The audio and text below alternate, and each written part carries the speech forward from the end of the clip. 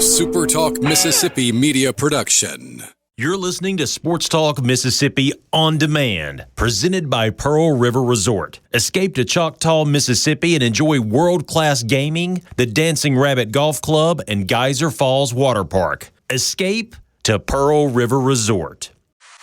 Sports Talk Mississippi is on the air. Sports Talk Mississippi is powered by C-Spire. Power your home or business with C-Spire Fiber. To learn more, visit supertalk.fm/C-Spire. C-Spire Fiber powers SuperTalk Mississippi.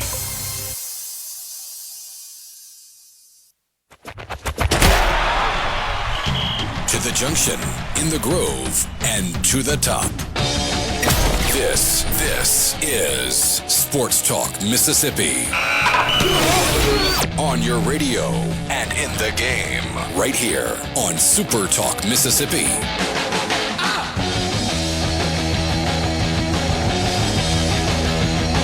Welcome in on a Monday. Super Regionals are in the books, and Ole Miss bound for the College World Series in Omaha. I'm Michael Borkey. He's Brian Hadad. It's been a while since we've been able to do this. Somewhere in middle America. Ole Miss sweeps Auburn on the road to punch their ticket to the College World Series for the first time since 2022. We will talk about that, obviously. Mississippi State falls to Georgia over the weekend. Electric games, approximately.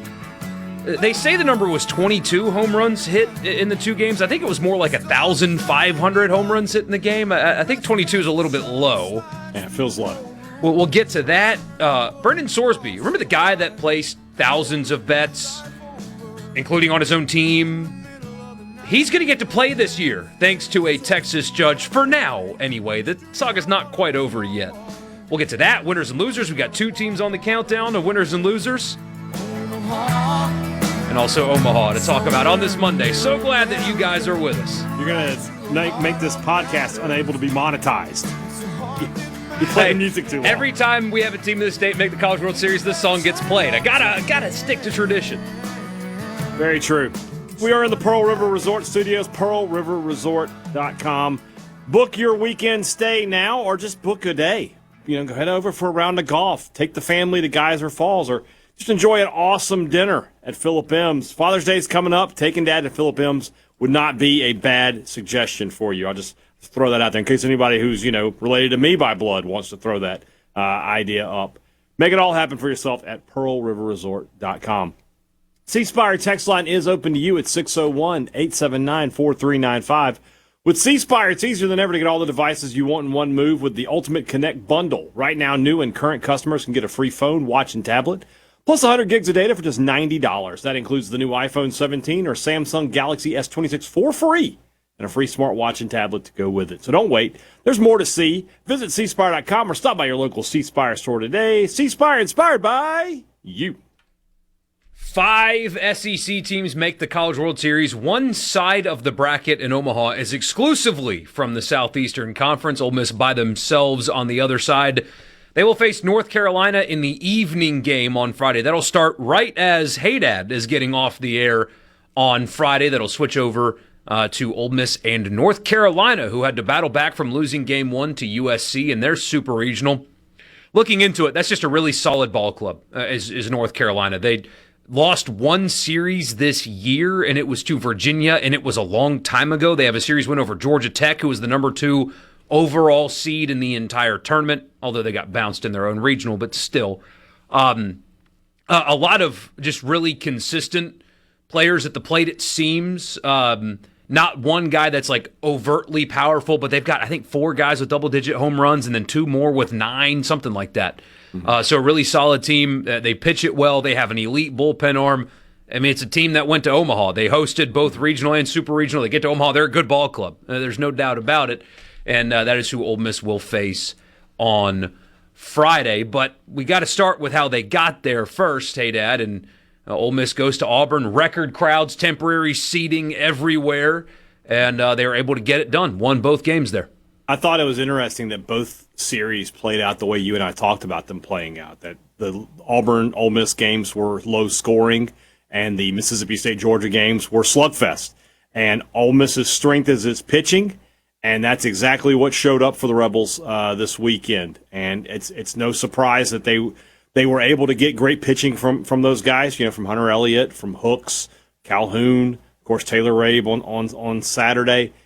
There's just a really good pitching staff, and that's what makes them dangerous in Omaha, is the fact that if they can stay in the winner's bracket, you're going to have some tough pitching matchups for them.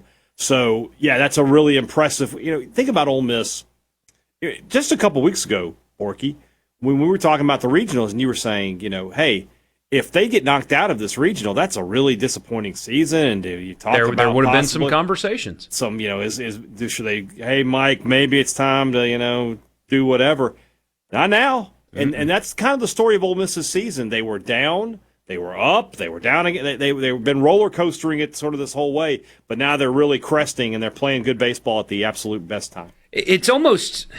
You always talk about legacy after big wins and stuff like that. It is kind of a legacy-defining run for Mike Bianco in particular, because let's pretend for a second that this doesn't happen, right? That they get bounced in a regional, they go home. There would have been hey, he's Ole Miss baseball. He built that program, but there would always have been the but there. The just couldn't get it done enough in the postseason. Mm-hmm. A third trip to Omaha, getting the program back after winning the national championship, having 2 bad years. They host last year. They get back to the College World Series. I'm smiling as I say this because it's kind of funny to say it this way, but the but is gone. When you do it a third time, when you go through a road regional and a road super regional again to get to the College World Series, the questions about legacy, I think they're gone. You maybe not exclusively, but you really get rid of couldn't get it done in the postseason, because this is getting it done in the postseason. A third trip to Omaha and a national championship, the Bianco can't get it done. That's got to be put to bed at this point. You've got 3 trips. You've got a national title. You put that narrative, that meme, whatever you want to call it, to bed at this point. You can make an honest statement here. I saw it too. I have no idea. You can make a really honest statement here that this is one of Mike Bianco's best coaching jobs, I think. Yeah. I mean, this was a team that, it doesn't seem like that long ago we were in February talking about why isn't Ole Miss preseason top 25? We talked about it with Kendall. We talked about it with Jacob. Yeah. Why aren't the Rebels in the top 25? Oh, well, if they do this, they could be a team and blah, blah, blah. And a team that, people, the expectation level was not super high for them. When you think about some of the teams Bianco's had in the past, that have come into the season like this is going to be one of the best teams in the country, and they didn't get the job done. Well, and he took criticism for that. He has to get credit now for taking a team that maybe the expectations weren't too high on, and he got them all the way to the College World Series in the last 8. Absolutely. And I mean, you talked about coaching job.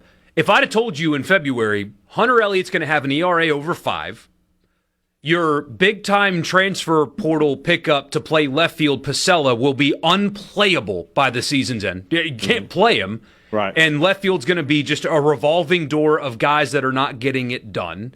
Will Libbert, your Game 3 starter, by the end of the season is going to be unstartable anyway. A guy that you can't depend on in that role is going to lose his job. Foley's going to hit 233. You're only going to have 2 guys hit 300 in this lineup.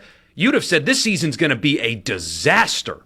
Mm-hmm. That would have been the response. But they especially the pitching. If, going back to talking about Mike Bianco, the best thing that he did for his program was giving up pitching duties and bringing in Joel Mangrum. That was one of, if not the best decision that he's made as a coach, because look at the return on the investment that they got in going outside and bringing in a pitching coach for the first time. And for a guy that had been doing it for as long as Mike Bianco had been doing it at Ole Miss and doing it well, as you say all the time, there are some coaches that would rather do it their way and fail than alter their ways. Mm-hmm. He had to admit to himself, I can't balance all of it. I can't be the pitching coach anymore. That's got to be tough for a guy in his late 50s with a national championship to say, my way's not working. Yeah. And he went out and hired a guy. I mean, look at what Taylor Rabe was last year versus what he is now. Look at what Walker Hooks was last year versus what he is now. Yeah. That is a direct credit to Joel Mangrum. And not to try to compare the two, but that's what Nick Saban did. Old coach, late in his career, was like, I got to change if I want to keep winning. And, you have to give credit for those kind of things. So Ole Miss is dangerous. I mean, I'll just go and tell you, by the way, I'm going to need first question with Bianco. Are we having him on later? I assume not today. Us? Oh, well, when that happens, I need first question. Okay. I'm going to let you know because I'm going to let him know. I'm going to tell him that I said his team was going to advance, and you didn't. I want to let him know that. He needs to know that information. But I'm going to give him another one right now. Yeah. They're going to play for the national championship. Now, I don't know North if they Carolina's can still good, but the other I agree. Part of the bracket? I don't know if they can beat Georgia or Texas. I think those are the two best teams left. But the way Ole Miss is playing right now, and call it what you want, their side of the bracket is a little easier. Absolutely, their side of the bracket now is easier. I think they're going to end up in that final series. I don't know if they'll win it, but here's the thing. When you get to that point, anything can happen. And if Ole Miss can stay in the winner's bracket and they can set up their pitching to go up against Georgia's hitting, it's a matchup you want to see. I mean, anytime at this point when Taylor Rabe steps on the mound, you have a chance to win. His strikeout to walk ratio over the last few weeks is 10-1. It's 10-1. He's just been spectacular. We'll keep talking about this. We will also transition over to what happened in Athens as well as we continue on. Text us, 601-879-4395. We'll be back in just a bit.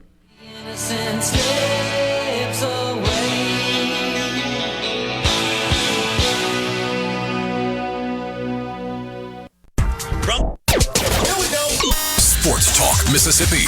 Here's more. Super Talk Mississippi.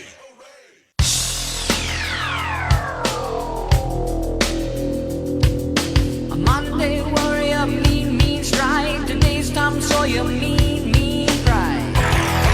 Welcome back, Sports Talk Mississippi. In Game 1 in Auburn, Hunter Elliott, a little erratic, but he did escape a couple of early jams in that game that kept Ole Miss in it. He had 4 walks in just 4 1/3, 6 hits, but again, just 2 runs. So he allowed the bases to be full basically his entire outing, but he was able to make the right pitch at the right time to get out of it. There was a strike him out throw. No, that was Game 2, right? There was a bases loaded, no out. They only allowed 1 run, and there was a first and second with no out, and they didn't score.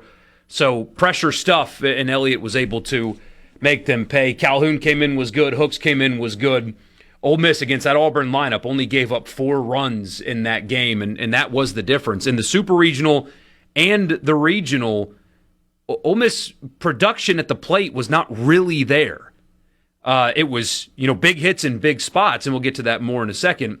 They just pitched the heck out of it. I mean, they only gave up 4 runs in Game 1, and then in Game 2, they only gave up 3 runs. So 7 runs in 18 innings at Auburn for that Ole Miss pitching staff. That is remarkable, and that is how they were able to pull this off and win. And then you got the clutch hit and the right moment. Utermark, Furness, Becerra, Randall had a couple. I got a kick out of Ole Miss making you look bad this weekend because, A, I predicted them to win and you didn't. But, B, didn't you make a comment about Furness not having any power? No, not the same power as Utermark and Becerra. But then he has the big he did have the big home run. I thought of you immediately. I was like, Borkey sure can pick him. Dad, he has fewer home runs than Dom Decker this year. So. Yeah, I know. But, it's all about choosing your spots. Yeah. That home run goes into the pantheon, right, of Ole Miss home runs, of great postseason moments for Ole Miss baseball. A guy that has, been a Rebel his whole career and has, we talked about the Ole Miss's season having some ups and downs. Will Furness's career has had some of that as well. But now his name is forever. You think about, when I think about Will Furness, first thing I think about is his dad. Right. And all the huge moments he had. Well, now Will has a moment like that. So that's kind of cool.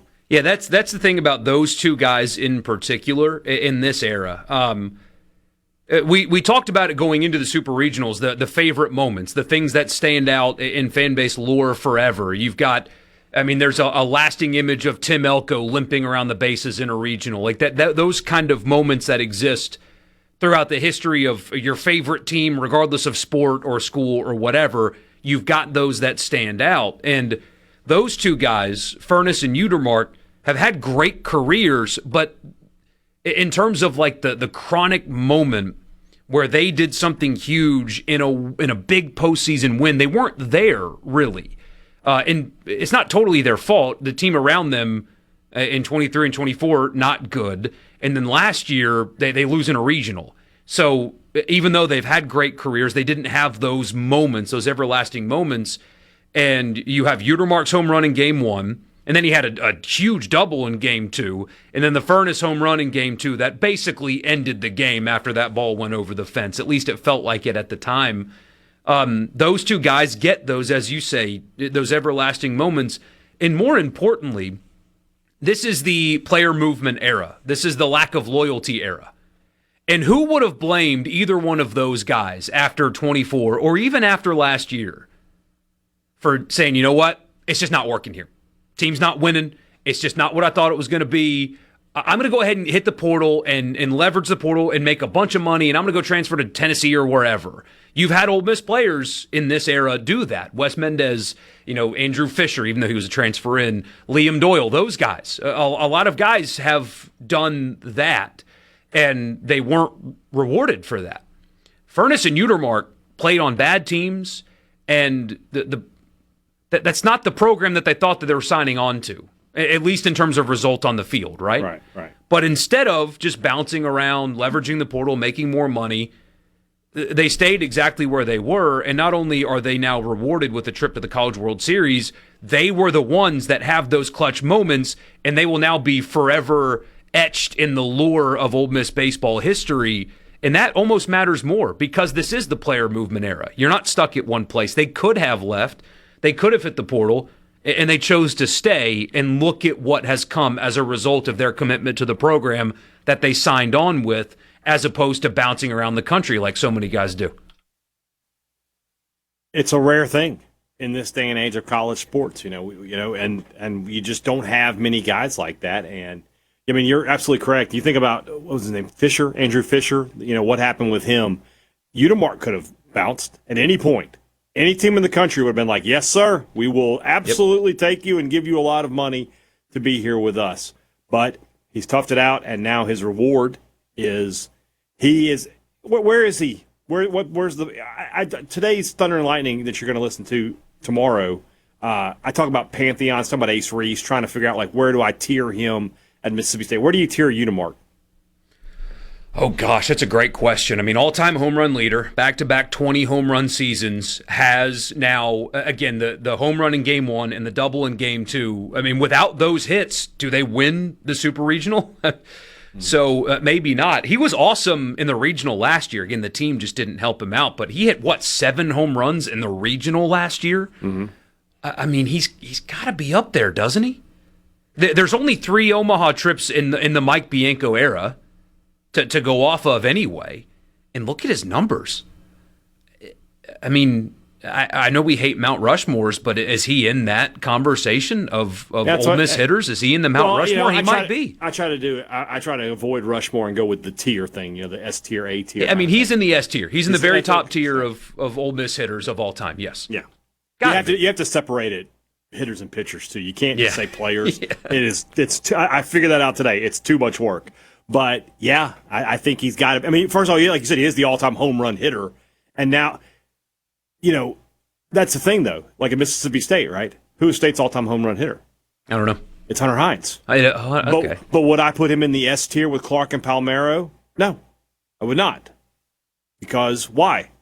The lack of postseason. And I understand it's a team sport and he's not the only one out there, but you got to have that at these schools. Yeah. You got to have that if you want to be in the top tier. Earlier this year on the podcast, I equated Utermark's career to Jordan Ta'amu. It's like if you look at Ta'amu, he was had awesome stats, yeah, but not on good teams, and so he didn't have those big moments that people are going to remember. Now he does. It's totally changed.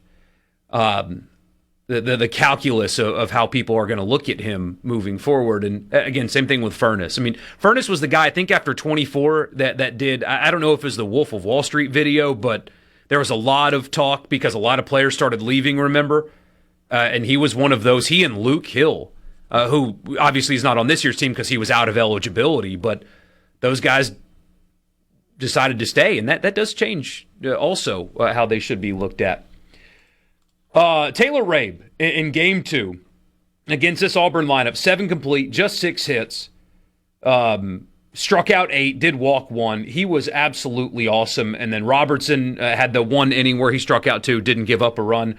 Hooks made it a little bit interesting there at the end of Game 2, but I mean, this Ole Miss pitching staff, it can't be talked about enough. They have pitched their way to the College World Series, and now you're going into a pitcher-friendly park, and you've got a starting rotation that is rivaled by anybody in the country.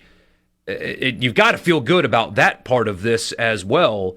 You're already pitching the heck out of it, and the park makes it a little bit easier even. Yeah, I'm so fascinated to see what Georgia looks like in this stadium, because that is a pitcher's park. It always has been. You can get the ball out of there, especially on there's some days where the ball will fly out a little bit, but when you get to Omaha, pitching is really what wins. And that's why I just, I think Texas is the more likely team from the other side. If you made me pick right now, I think we have a Texas Ole Miss finale, because I think Texas can just pitch it a little bit better than everybody else can on that side. But we shall see. We could end up with that matchup, though, of the immovable object and the irresistible force if we get Georgia versus Ole Miss. Yeah, gosh, what a matchup that's going to be, too. Could be. If we can get that. Somebody also mentions Federico's catch. They mentioned it on the broadcast. He took a bad step off the bat. That was a crazy catch. Oh, my gosh. I almost texted you. I was like, I don't know Ole Miss baseball well enough. Where does that rank? It's got to be in the top catches ever. I mean, gosh, if his vertical instead of 32 inches is 30 inches, it's a different game. Ole Miss is playing Game 3 yesterday. Yeah. It's really, oh man, what a catch! And then credit Mike Bianco too for Friday. Remember we talked about, hey, he's throwing Braden Randall in the outfield. Never done it before. What a great decision that was. Randall had a good weekend at the plate. Looked pretty comfortable fielding the position that he hasn't played since he was 14 years old. Pulling the right strings at the right time. And, I don't care what the splits are, lefty, righty, that doesn't matter. We've been saying this for a couple weeks now. Randall's an everyday guy in your lineup. He has got to hit every day. 2 clutch hits to set the tone in Game 1. Again, credit to Mike Bianco for that decision. Ole Miss off to the College World Series. Mississippi State fell to Georgia. Exciting games, pitching optional, and we will get to that when we come back. Sports Talk Mississippi. Don't go anywhere.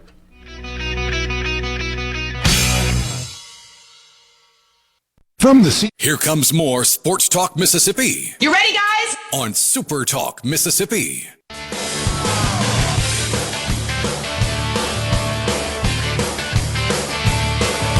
All right, we go from the premier college baseball team in the state of Mississippi over to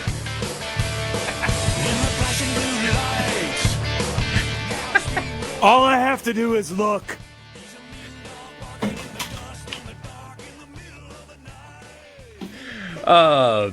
incredible series between Mississippi State and Georgia. You're a stupid person. You're a dumb person.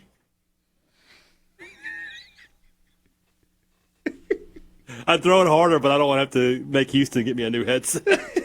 He just got me a new one a few weeks ago. Just so start I gotta taking be this microphone. Just all right, hey, Dad. I mean, there's a lot to take away from this series, but when you score 12 runs and 9 runs in a super regional, you expect to not only win at least one of the 2 games, you expect to sweep, and that is unfortunately not what happened to the Bulldogs this weekend. I mean, especially if I tell you that, hey, they're going to stake Tomas Valinkas to a 7-0 lead, you're thinking, all right, they're not only going to win, they're going to cruise to victory in that one. But, man, those Georgia bats, that is one of the most relentless offenses I've ever seen. It very much reminiscent. You would have thought this series would have been perfectly placed in 1997.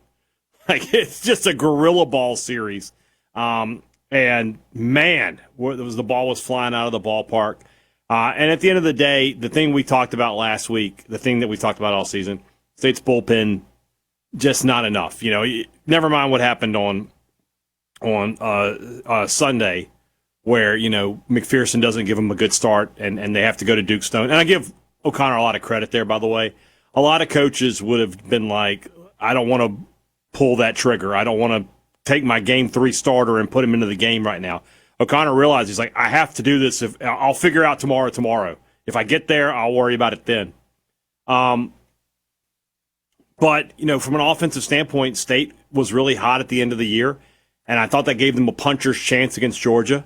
But in the end, State just could not get enough outs. Had the lead in both games in the 8th inning and just could not hold on to it.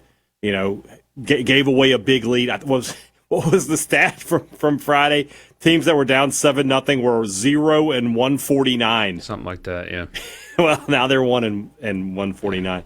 And then Sunday just fell behind, and it was just too much ground to make up. They gave it their best, the back-to-back home runs. Then Parker's shot in the 8th inning, which of course I was really hopeful that smirk was going to become something that was T-shirt or meme worthy, but instead it would just sort of go by the wayside. For State, the bullpen was the problem all year, and we said last week after the regional, we said, look, they were pitching with double-digit run leads, but they were still not just getting guys out and making it easy. And if they do that next weekend, that's going to be a problem, and that's exactly what happened. State but at the same time, their starting pitching wasn't good either. Volinkis, it was really weird, right? State gets the lead, and he immediately goes, boom, 6 up, 6 down. You're like, all right, he's cruising. State's got this one in the bag. And then it just gets away from him there in the 4th inning, and they can't get it back. And then McPherson just – we can have the debate on whether or not State rushed him back if he was ready. My guess is next year he'll look like the guy we saw early in the season, but just didn't have it on Sunday. And even with all that, State had a chance, to go to win the game and just could not find enough outs to do it. The opponents are different. It's obviously an apples to oranges comparison. Is it fair to say that the reason that State is not playing in the College World Series and Ole Miss is? Now, it's more to it than this, but because State doesn't have a Hudson Calhoun and Walker Hooks. Yeah, you could. I mean, yeah. Put Calhoun and Hooks on that team. They beat Georgia this weekend. They're in Omaha. You give me State. You give some of Ole Miss's arms to State, and they're probably going to be the favorite to win the national title. Mm-hmm. They just lack guys in the bullpen. Ben Davis, he's just not reliable enough. I thought Pitzer, even though he gave up the home run, pitched well, but just not reliable enough. Bauer has got a lot to. He'll be better next year. Bauer will start rounding into the form we expect with a guy like that coming to college. He'll get there. I don't know that he'll be in the bullpen next year, to be totally honest. But State's got to go out and retool this bullpen in the portal. They've got to go out and get some experienced guys who know how to throw strikes. I think they need to look less at the velocity and just look at. I look at the guy that Georgia threw yesterday, Caden Aoki. A guy like that throws 91, 92, but he throws strikes, and he gets guys out. That's what State's got to find. They've got plenty of velocity with Volinkis and McPherson and Bauer and those guys. They've got to find some guys who can just throw strikes and get people out. And then, of course, you got to retool the lineup as well. The only name that's going to be written in Sharpie is Jacob Parker. I think Maluski will be back. Woodson will be back. Those are some good pieces. But you want to find guys to compete with them. There's no competing with Jacob Parker. That guy will be the preseason favorite, I think, to be the SEC Player of the Year next year. Yeah. So the conversation's easier and more difficult to have after a team loses. Because the next question is, okay, how do you couch the season? Mm-hmm. They won, what was it? 4 SEC series, only one of which against teams that you could call good. Right, it's Ole Miss. And it happens to be Ole Miss. Mm-hmm. But it is also year one. They did make it to a super regional. They lost to the highest remaining seed, possibly the best team in the country, the favorite to win the national championship. Mm-hmm. Spent a lot of money on the roster, but also it's year one. Like, how do you balance all of that? What should the reaction to year one be? I think you have to look at it as it's not a disappointment, but it is at the same time. You lost in a super regional. You're one of the final 16 teams. We talked about this the other day. Like, there's this disconnect between basketball and baseball. Like in basketball, if you're like, hey, we went to the Sweet 16, that's man, everybody's thrilled, right? Yeah. But in baseball, we lost in the Super Regional. Oh, that sucks. Yeah, it's kind of weird how that works. But to me, the thing is they lost in the Super Regional, but they lost on the road. And that takes it from like an A to a B, B minus, just because you had opportunities you could have been playing at home this weekend. Or if nothing else, you could have been playing at, another regional that wasn't Georgia's.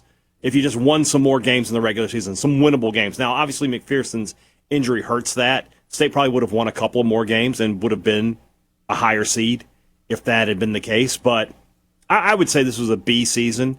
They got to a super regional. If nothing else, they were ranked the entire year. They were a top 10 team for most of the year. The future is bright. They're going to continue to commit resources and bring in top players. They got the Sun Belt Freshman of the Year has already committed to Mississippi State this past weekend. Another big bat that to bring into that lineup and try to protect Parker. I think they're going to be fine. But this season, it's just disappointing to lose your final game of the year on the road. Yeah. If you lose in Omaha, nobody cares that you lost your final game of the year there. You had a good season. If they had gotten beat at home, it would have been disappointing. But it's like, they did everything they could. Just ran into the wrong team at the wrong time, kind of like 2016. Somebody just says Georgia's hitting coach and assistant head coach are both from Mississippi State. Will Coggin and Nick Emirati, yeah. Coggin was the guy you might remember that, like, before it became obvious that Selman was locked in on getting a proven head coach. Yeah. We talked about Coggin, like maybe it's time for him to get a big job. He is clearly a savant. Now that park helps. I got a question tomorrow for the mailbag of how many home runs would State have hit in that park if they played there every game? The answer is a lot. More than they did. That park, you say that, and State was still a really good home run hitting team this year. But that park is conducive to offense, but he knows how to recruit it, and he knows how to get those guys. There were very few cheap home runs in this series, too, though. Every ball was just destroyed. Yeah. Nobody just scraped the fence on the way over. Do you not think Duke Stone will be back? If so, he could be a good bullpen guy. Yeah, Stone will definitely be back, I would think, and he'll be either compete for that Sunday spot or he could be your midweek guy and then come in be a weekend guy that gives you some long relief, something like that. That's something State didn't have this year, was a guy who could just eat innings. If the starter did go out in the fourth, somebody who could get you into the seventh. Like they didn't have somebody who could pitch 9 to 12 outs. Like, think about the national championship team. Everybody remembers Landon Sims, but they had guys like Preston Johnson and Houston Harding before he became a starter, guys who could just come in and eat innings. They didn't have anybody like that this year. Maybe Duke Stone could be that guy next year. I hate to do the direct comparisons, but they are directly comparable. Ole Miss had a 14-inning game in a regional where 3 guys pitched. 3 guys pitched, exactly. 601-879-4395. Didn't we think State's bullpen was going to be a strong point coming into this season? I didn't. I'm pretty sure I said that, pitching was my concern with this team.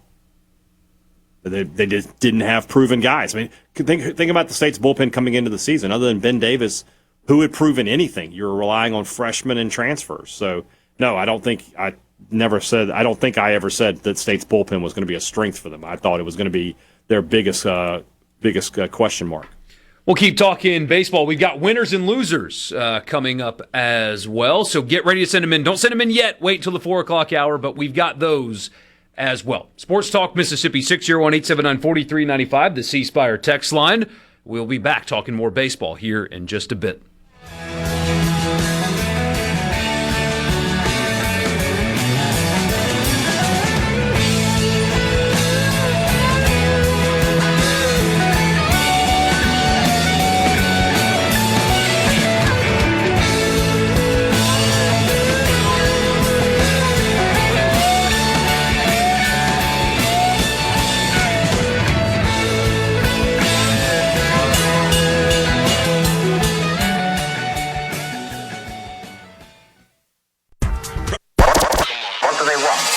Exciting news.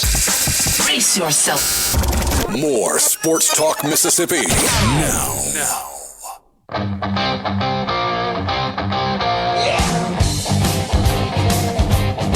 Welcome back, Sports Talk Mississippi. Borkey and Hadad with you. We got this on the text line. I very much dislike the antics in college baseball, but I thought Parker's bat flip was epic without being look at me over the top. That smirk is incredible. It's really funny. That's why it's so disappointing. Yeah. That I wanted to be able to put that in the list. So that's some good stuff here on the SC Spire text line. Kudos to Hadad. Picks MSU to end the season at Athens. Picks Ole Miss to upset Auburn at Auburn. I am not sure that I would have picked Ole Miss over Auburn. Also, can vouch for Hadad. He said all along pitching would struggle but be serviceable. I mean, look at you. Ball knower. I don't know what to say. I'm with you, though. I mean, Appreciate like Bessetta's bat flip, when he Chase Parham pointed it out first, but he's exactly right. Besetta has, 22 home runs this year? 23? Yeah. Not a single one of them barely scraped the wall.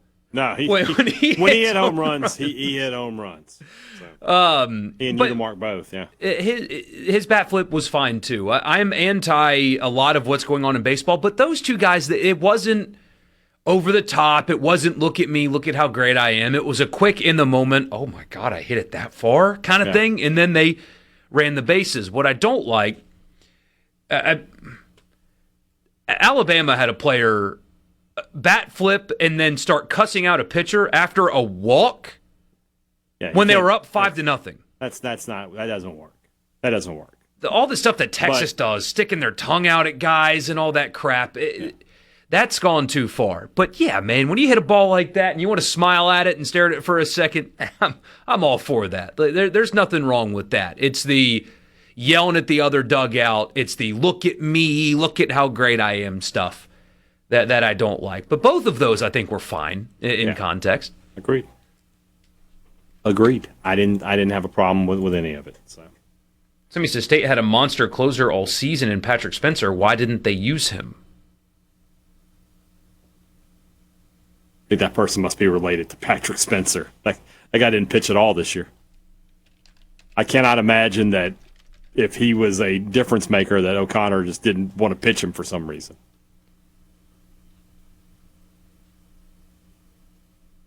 Yeah, you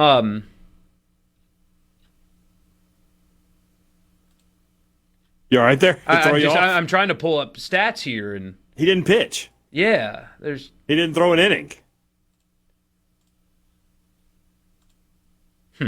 So I don't know that I'm going to buy into that. So up 5-0 on St. John's of all teams. Exactly. That's the kind of stuff that I can't.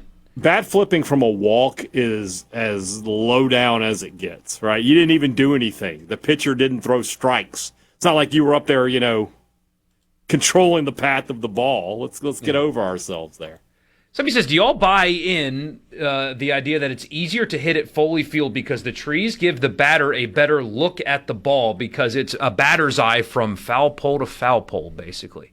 I hadn't thought of that, but that's an interesting point. That it's basically green the whole way around. Solid green the whole way around. That's not a terrible idea, but also, I mean, the dimensions of it, the way it faces, it's built for offense. Mm-hmm. So, I do want a banishment on turf fields. Yeah, I get it. If you like the schools that have smaller budgets, I understand. If turf is more economical for you. Georgia's athletic department budget is going to be $300 million a year soon. By the way, we tried to get Daniel Jackson on the show today. He snubbed us. That wasn't just us. No, never mind. Did you see that? No. So Barstool Sports reached out to Georgia and were like, hey, we'd like to have Daniel Jackson come on. We'll rub it in Brandon Walker's face a little bit. We'll let you promote Georgia. First time in College World Series in 20-some-odd years or almost 20 years. And Georgia was just like, not interested. Like their response was? Not interested. No thanks. Not he can't do it. Not we've got this plan. Not anything. Just straight up, we don't want to do it. And like, what? College baseball didn't want some publicity on that brand? That's so stupid. I know you're not a big Barstool guy, and neither am I. But they still have. I mean, I saw T-Bob tweet about it this morning, and I was like, what did they say? And Portnoy was livid. It's like, I'm going to go to Omaha just to root against them. I mean, those guys have a cult-like following. Yeah, but I don't understand why you wouldn't let the guy go on and do an interview. Like, they're going to make you look like $1 million. I don't know. I thought that was weird. I mean, that's insane. Yeah. Like, Kellen Moore did an interview with them. If he's not too good, the head coach of NFL teams, multiple, are not too good for them, you certainly are not. Everybody talks to those guys. Yeah. So I just don't understand what George's thought process was. I'll be interested to see if he ends up going on the show at some point because they're like, we screwed up. Especially when you have such a fun team, too. Like, Georgia's fun. And you've got two guys there in Brandon and T-Bob who are state and LSU guys. They know college baseball. Yes. They'll be able to, the interview will be good. I don't know. I don't know what the thought process there is. Texas's field looks awful. That is an embarrassment considering how much money they have. Even my wife, that was on, and she was just like, that field is ugly. It's horrible. Like, I can't help you. How dare you talk about Dish Falk, National Bank, Savings and Loan Field like that? I mean, they're going to have $400 million budget before too long. Yeah. What a joke. It's not a joke. Winners and losers. Send yours in on the text line right now, 601-879-4395. Your winners and losers. Our winners and losers. We'll get to those when we come back.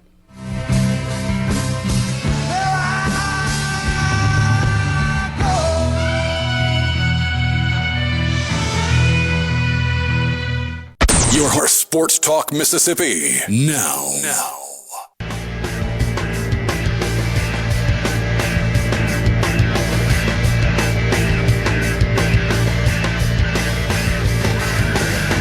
It was a rainy weekend here in the Magnolia State. It means you may not have been able to get out there and get after the grass. Don't let the grass laugh at you like that. You got to take care of that business. Do it this weekend with some John Deere Green from our friends over at Ag Up. They just got a simple question for you. Are you working your property, or is your property working you? Right now at Ag Up, it's easier than it has ever been to own a John Deere compact tractor. 0% financing on all 1 through 4 series models. You need to go see them. If you're a first-time landowner, or you've been doing this for a long, long time, you're just ready to trade up, Ag Up's team knows how to help you find the right machine for your property, and more importantly, your budget. Stop by your local Ag Up equipment location. There's only 15 of them across the state, so, real hard to find, I guess. Or you can visit them at agup.com. Ag Up equipment and John Deere, built for what's next. Restrictions apply. See dealer for details. It's Monday. It's 4 o'clock. You know what's up. It's winners and losers. All I do is win, no matter what. I'm a loser, baby. We got winners. We got losers. Americans love a winner and will not tolerate a loser. Winner never win. And a winner never quit. What'd you like from the weekend? What did you not like? Let us know on the C Spark text line, 601-879-4395. Michael Borkey, what's your winner? Oh, I hate it. The United States national team going into the World Cup. Don't do this to yourself. Oh, my gosh, do they look good. Oh, they look good. And I hate it. because I'm building blind optimism. But Pochettino has been working since he took the job to get them to this point. I mean, the attack, Hadad, I don't know if you got to watch Saturday or not. But the same thing in the Senegal game. They've been calling this group of players the golden generation, and they haven't really lived up to it. But you can see now why people thought that they were. The athleticism, the ball control, and the depth that they've got, at least on the attack, it was on display in the 2 warm-up games. They've got a real shot to make some noise in this World Cup. They look like they're in great... Whatever bad form Pulisic was in going into these 2 games, gone. He looks spectacular. I'm nervous because of how good that they looked. But by God, on Friday night, I'm going to be so locked in and excited because of the way that they've played these 2 warm-up games. Soldier Field looked beautiful. The fans in Chicago made a great environment. Germany's elite, and we gave them a cheap one in the second minute, and then for the next 75 minutes, outplayed them. Yeah. We look really good, and I'm ready to get hurt again. Very well, very well. Oh, man. I got to give Georgia their credit. They're a fun baseball team to watch. Like, maybe I'm just, I didn't grow up, but gorilla ball was going on when I was in college. So just seeing the ball get knocked all over the yard, maybe it takes me back a little bit. But, I mean, two really good college baseball games if you like offense, which I do. Daniel Jackson, I mean, a catcher that's going to be almost a 30-30 guy. He probably will be one by the time we get his season is over with. I mean, they just have so much depth. I think that's a really good baseball team. I think they're the favorite right now to win it all. Well, I'm interested to see, like I said, how their pitching holds up in Athens, or in Omaha, I should say. But, man, that's a good baseball team, and I give them full credit for being able to beat Mississippi State. I don't know that if State plays the exact same two games against anybody else this weekend, that they lose. But Georgia just had them. Apparently, it's not as hard to beat somebody 6 times as we thought it was. Apparently not, but yeah, they are certainly a wagon. Yeah. Can I go to a loser? Yeah, sure. Texas A&M. Texas A&M, because what the heck are you doing? So this part is cool. They got to host at Kyle Field a World Cup warm-up game with Argentina. Look at all this soccer for you. I know. Go ahead. I mean, I've got World Cup fever right now. I hear you. But they got to host a World Cup warm-up game. Over 90,000 people at Kyle Field to see Argentina. I forget who Argentina played. Doesn't matter. Mm-hmm. But even if you guys don't really... It was Honduras. Honduras, sure. Messi, one of the greatest players of all time, plays for Argentina. And A&M puts this all on video, and they put it out there for everybody to see. A&M has Marcel Reed, their quarterback, in the tunnel waiting for Argentina to walk out for warm-ups so Marcel Reed can meet Messi. Marcel Reed has a jersey in his hand, and you would think, like most normal people, yeah, it is a jersey with Messi's name on it. Like when a team goes and visits the White House, they bring a jersey and they put the president's name on it with the what number president they are. Right. A special. No, they had Marcel Reed autograph a Marcel Reed jersey and give it to Messi. And they hand it to him and he looks at it like, the hell am I supposed to do with this? It's going to go right up next to his Ronaldo and Manuel Neuer. This is a guy that's Ronaldinho. met and hung out with and had wine with the most spectacular athletes the world has ever seen. And A&M thinks that we should stop him in the tunnel to give him a Marcel Reed jersey that Marcel signed. He signed his own jersey to give it to Messi. Like it's in a box somewhere already. Normally, in soccer, they do jersey swaps, right? At the end of the game, you take off your jersey and hand it to the other guy. So I don't get it. When I saw that, I was like, shouldn't that say Messi? But Texas A&M, well, old Rock the Good Ag, gave Messi the old what for? Gosh, a loser for me. A couple people have mentioned it.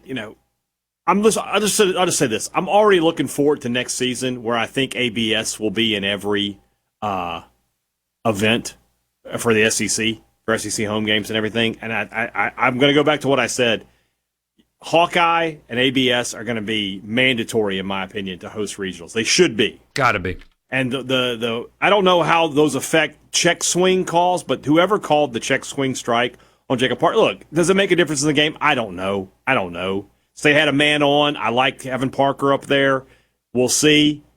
But when, McDonald and Perez are both guys who, they're going to try to not give the umps too much grief, right? They don't want to go down that road. But immediately they were like, oh, God. Oh, he missed that one. That's a terrible call. That's when you know it's really, really bad. So bring them on, the robots, the ABS, the Hawkeye. It's all got to be here next year. What series was it where a guy walked on 4 strikes? Well, we had one. It was this one. It was State Georgia where Trey Phelps, the first at bat of the 9th, all 4. He walked on 4 pitches, and you can go back and look. They're all 4 strikes. I mean, with ABS, Maluski taps his helmet on the first one, gets called a strike, and the ump goes, okay, I can't. I got to be smart here, or else I'm going to look like an idiot. And instead, they get away with it. To the text line, loser, a Texas judge. Yes, more on that later. JR in Starkville, a winner. My Army buddies from West by God, Virginia. He was a Bulldog yesterday, so I'm a Mountaineer in Omaha. Looked like a fun place to watch baseball this past weekend, Morgantown, West Virginia. They are going to, somebody asked me on the podcast last night, like rank the traveling fan bases for Omaha. Mm-hmm. Ole Miss will be 1. West Virginia might be 2. They're coming. Can you put moonshine into a Jell-O shot? I don't know the answer to that. So, although I hate how the Jell-O shot challenge, it's been ruined. State had the last legitimate one. It's been ruined. Like now it's like we're going to try to buy these and nobody's actually drinking them. And people calling in purchases and then you got a billionaire involved. And come on. It's not the same anymore. Loser, third base, umpire missing the check swing, third strike for Mississippi State. Winner, Braden Randall batting and making outs in the outfield where he had to be uncomfortable. I mean, his 2 base hits, RBIs in Game 1 really set the tone. That was huge. The irony, this is Tim, a winner and a loser, the irony of Justin Parker hitting the big home run to take the lead and then the strikeout to end. There was that moment season. of just like when I realized, he's up and I'm like, he couldn't do it again, could he? Could he? And he didn't. Yeah. Derek says, winner, the St. Dominic cardiac staff. Wife had triple bypass surgery on Wednesday and came home yesterday. Well, we love to hear that. Doctors are unbelievable when you think about some of the stuff that they do every day. Let's see. Winner, Stanley Cup Finals. That Game 3 was the best game I've ever seen. JT Poston, also a winner. He won the Memorial. Jack Nicklaus's tournament yesterday. Very good. Loser, the state bullpen, been a problem all year. Bit us both games in the Supers. Rebs to Omaha's an easy winner, but the uniform matchup for that Saturday game was atrocious. Hey, Dad, I know you saw that. I saw that. Unbelievable. Like, somebody has got to say something and be like, no. How do you let that happen? Yeah, it doesn't make any sense. If you guys didn't see it for whatever reason, Auburn, they're both wearing white pants. Auburn had their orange tops and Ole Miss had their red tops. What's even more trippy is when they would cut to fans in the stands and Auburn fans were wearing powder blue. Yeah. And I know, like, they Auburn baseball wore powder blue, like, in the 80s or something. But it was still weird to see. You thought that there were Ole Miss fans, like, all over the place. But anyway. All right, more of your winners and losers on the text line when we come back.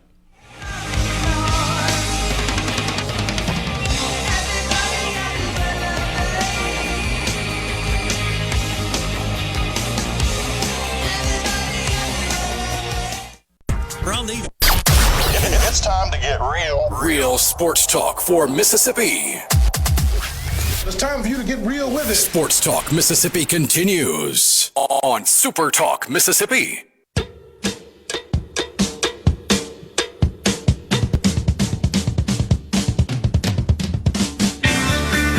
Welcome back. More of your winners and losers on the C Spire text line. John says, loser, Plainsman Park's seating.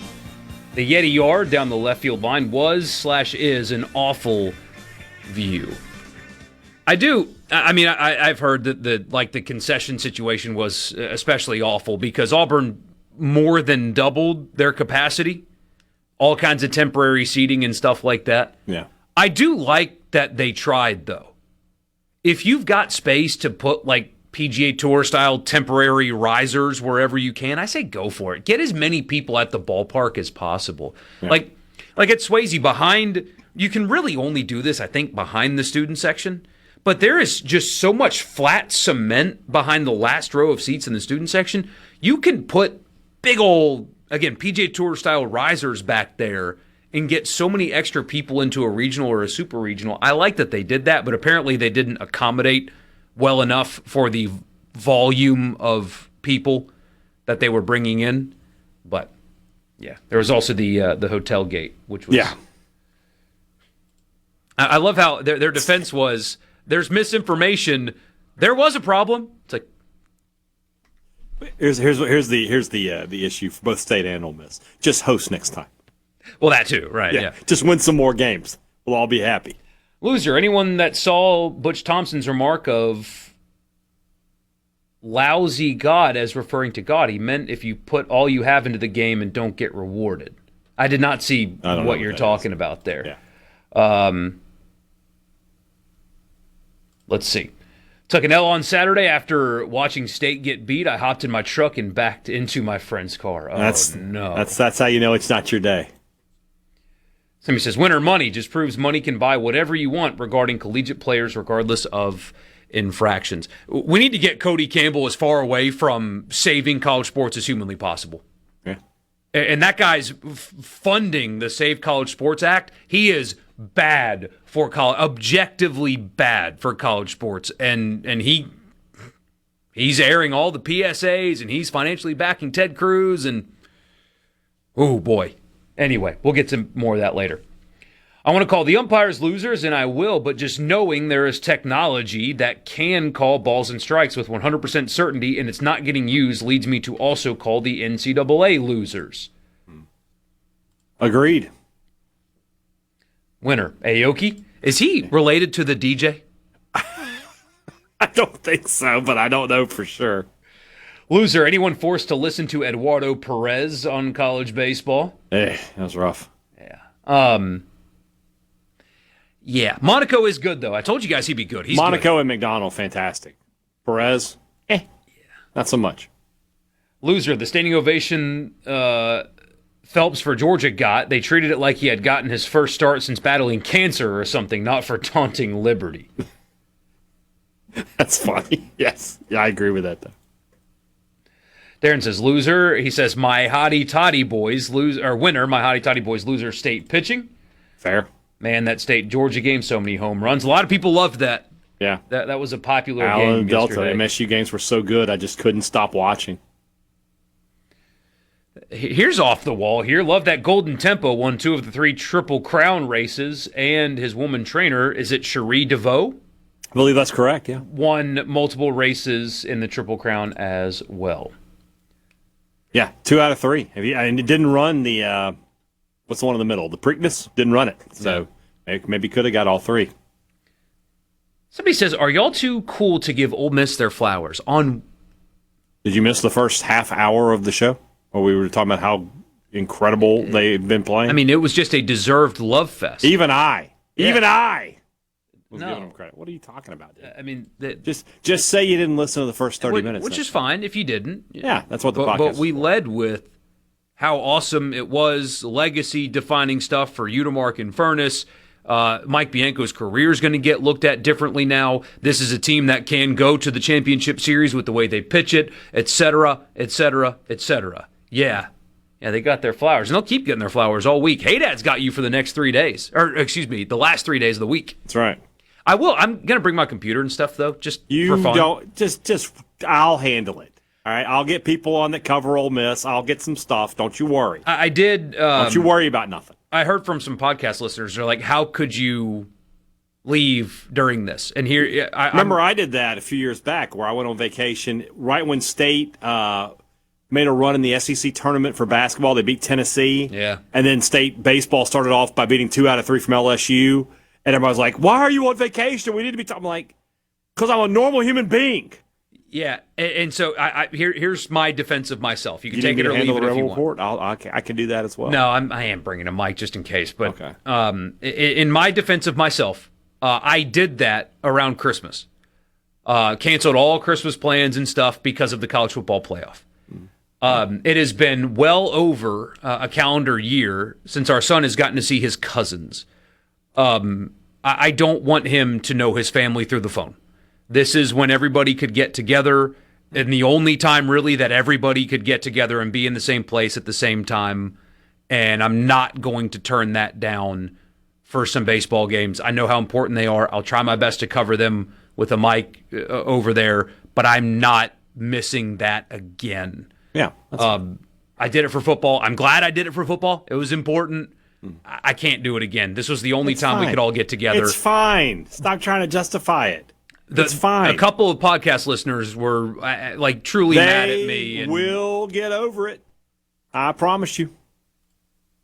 So, winner, West Virginia fan holding the raccoon in the stadium. I know you saw that. The best part was he was also wearing an albino coonskin cap. Like, where do they find this guy? He must have a direct relation to Davy Crockett. Winner Troy bringing in bleachers for the fans in left field. They looked like they had an awesome environment, too. There, they had Troy. to be enjoying themselves. Yeah, I agree. Question, where do you get tickets for the College World Series? On any of your ticket sites or through the school? Simple enough, yeah. What's interesting about this College World Series, too, is your side of the bracket. West Virginia is going to travel really well. But you don't have, I assume Texas is going to travel pretty well as well. North Carolina's got a pretty big national brand. But you're not running into 4 or 5 teams there that bring the insane numbers of fans. It might not be all that expensive to get in the door for your games. Agreed. Ole Miss fans. We'll see. Loser, Georgia gets to play their pump-up stuff when it's supposed to be a neutral field. Did you not watch the game? State's playing their batters' music, too. Mm-hmm. I disagree. The NCAA allows everybody to play their walkout songs. If you went to the Starkville Regional, you heard the other team's walkout music for every at-bat. I do disagree with the sentiment, though. I think if you earn a host, you should be able to treat it like a home game. Yeah, I mean, I get it. But somebody says, winner, Ole Miss for winning by home runs. Loser, Ole Miss until we can't consistently not hit just home runs. Yeah. Clutch hitting. I mean, they hit like 230 in each the regional and the super regional, but it was just the timely ones, and they pitched it well enough to be patient and wait for the timely ones is what got them there. Yeah. Let's see. Somebody says Borkey was doomsday about defense. Well, guys, they're not a good fielding team. Way too early. You're talking about that. Did you watch Game 2 in particular? It was as sloppy as could be. They just overcame it because of pitching. They also had a really sloppy Game 3 in the regional as well. They're not a great fielding team. Now, Judd made some really nice plays. Owen Pano, even though he hadn't been great at the plate, has done some really nice things in the field. But Ole Miss is not a good fielding team, generally speaking. They're not. Okay. It's okay. They overcame it. But just because a team makes it to Omaha doesn't mean that the flaws that we talked about during the season didn't exist. They still strike out too much, but they overcame it. They make too many mistakes in the field. They overcame it. All year long, we've been saying they pitch the heck out of it because they have all season long. Winner Alabama fan calling Nick Saban a hypocrite. Who was that? I mean, he is, but I don't know who it was, no.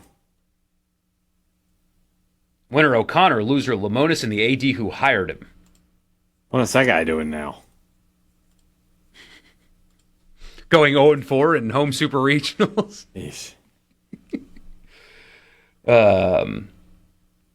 Let's see. Winners and losers hurts my feelings. Can we just change the segment to disappointments and feels good? Good. Just throw your radio on the ground. Just stomp it into you don't have to listen. Oh, man. That same one here. I told myself I wasn't going to listen today because I didn't want to hear about us losing and them winning. I made it an hour and 20. Come back. If I got to be here, you do too. What's the biggest difference y'all both see in State and Ole Miss's athletic departments for Ole Miss to be having all this postseason success while State is struggling? Is it NIL structure or just luck?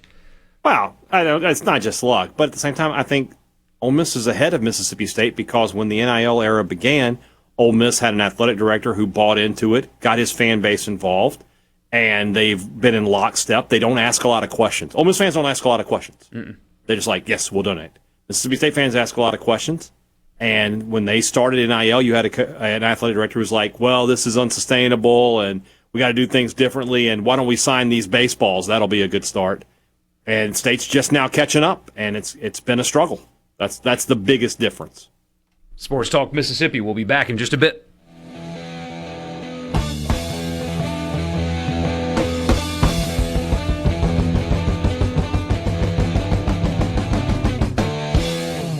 From the Seabrook. Your number one for Sports Talk. Anyone? Anyone? Come on, don't be shy. Sports Talk Mississippi. Bingo, man, bingo! Super Talk Mississippi.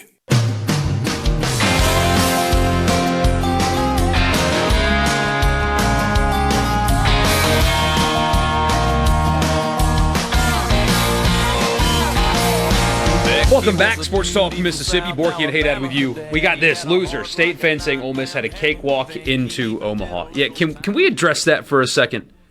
Now, anonymous people on Twitter and stuff should not, they shouldn't drive conversation. Twitter is increasingly less like the real world, it seems. But there are a number of people that think Ole Miss's path to Omaha was easy. Can we address that? Well, I mean, the 3 seed that they played when they had to go on a road regional, the 3 seed they played had Cole Carlone on it. No other 3 seed had him. And Landon Hairston. Yeah. And then they had to beat the host Nebraska. Mm-hmm. And then they go to Auburn, the number 4 seed, who had the best ERA in the SEC this season and swept them. They didn't lose a game. If you want to call their path easy, it is, as the kids say, that is cope. Is what that is. Now, if you want to call their bracket in Omaha, you could say it's cap. It's cap, as the kids say. It's both cope and cap. Their side of the bracket a heck of a lot easier than the other one in Omaha, but their path to get there is not easy. If they get to the National Championship Series, I would say, well, they had a little easier path than whoever comes off the other side of that bracket. Sure. That's fine. But, yes, they did. They went on the road, won a regional, against Arizona. It's not like they beat the Sisters of the Poor. They beat 2 other power conference programs, and then had to go on the road to one of the top teams in the SEC, the number 4. I mean, a few weeks ago we were talking about Auburn being a team that could win it all, and did they not beat Georgia? No, they got 1 game from them. Georgia won that series 2 out of 3. Okay, but yeah, I don't agree. Look, I think people are saying that because Ole Miss made it look easy, and that's what they did. I mean, they won this game. They won 5 games, and that's all they had to win. And don't forget against Arizona State, they had to walk them off twice. Arizona State's a good baseball team. Nebraska, they went up there and handled them, and then Auburn had been really good this year, and they won that game in a hostile environment. So yeah, again, if we come back in a couple of weeks and they're playing for a national title.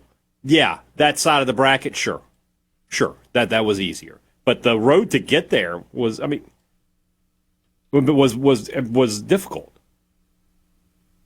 So yeah, somebody says Auburn was not playing well the last couple of weeks. Come on, man. Well, I mean, the last week of the season they played Georgia. They lost. They lost 2-1. The week before that, they took 2 out of 3 from Mississippi State in Starkville. Yeah. Yeah, I don't want to hear that. Well, I'm not going to buy into that. No. Somebody says this may have been mentioned, but does this year make a case for reseeding after the regionals? I mean, Little Rock versus Troy. Come on, no. Why? What other? Why? Why reseed? No, I get. You know what could stop Troy and Little Rock from being one of the super regionals? Southern Miss winning a home regional. Yeah. Florida winning a home regional. That's what could stop that from happening. Why are we wanting to punish teams for going on the road and winning regionals? Because that's what that would be. Yeah. It's a tournament. It's a bracket. You got to follow along. Would I like to have rather seen State and Georgia play in Omaha, which is where that game probably belonged? Sure. But that's the way the bracket was set up, and we all knew that 2 weeks ago. Yeah. Somebody says the Super at Troy is the exact reason you shouldn't reseed. Exactly. Did you guys see what they put out there? That was a great Super regional site. Mm-hmm. Temporary stands, breaking records. You had fans posted up in their football stadium watching on the Jumbotron with the game happening 100 yards away from them. Yeah. UCLA wouldn't have done that. They're allegedly the best team in the country. Yeah. I don't know. You know what we should get to right now? We got 2 teams to get to. Get them, yeah. So let's knock one out right now. I don't know what they are. You didn't send a rundown today, so I got to do this on the fly. Go! We go to a service academy for the first team on the countdown of 100 teams in 100 days. This day is bananas. 100 teams in 100 days. Touchdown! Okay, ready? 3, 2, 1, go! Team number 83 on the countdown of 100 teams in 100 days. The Black Knights of Army.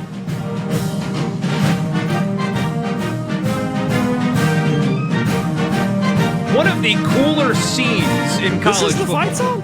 and the caissons go marching along? They have like 3 of them that they use. But upon the first Google of this is what you got. Army fight song, this is what they get. All right.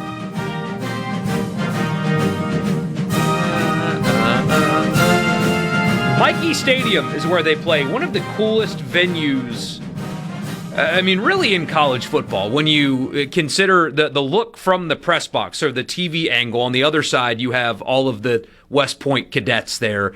Stadium also getting a really nice reservation, and it sits right on the water as well, especially in the fall. You have rolling hills in the background with the fall colors. It's just a cool place looking at it. But again, they're still working on a renovation right now. But 30,000 on the nose is the capacity there at Army. Jeff Monken has been there a long time, and he has done one heck of a job at any service academy. Winning like this is outstanding. 4-8 in year 1, 2-10 in year 2. But here are the win totals since then.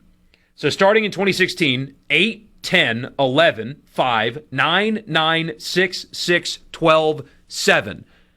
At a service academy where the guys, they can't get an NIL. They can't transfer in. Yeah. They're not playing pro ball after. That football is a hobby. That is not their job like it is basically everywhere else in the country. He has been awesome. Last season in the American Conference, kind of a down year for him, but they were still so close to being elite again. They lost to Tarleton State to start the season in double overtime. I remember that. That was crazy. And then they won at Kansas State in week 2. Then they lost to North Texas, good North Texas team, in overtime. Lost at East Carolina, beat UAB in Charlotte, lost at Tulane by a touchdown, beat Air Force in Temple, lost to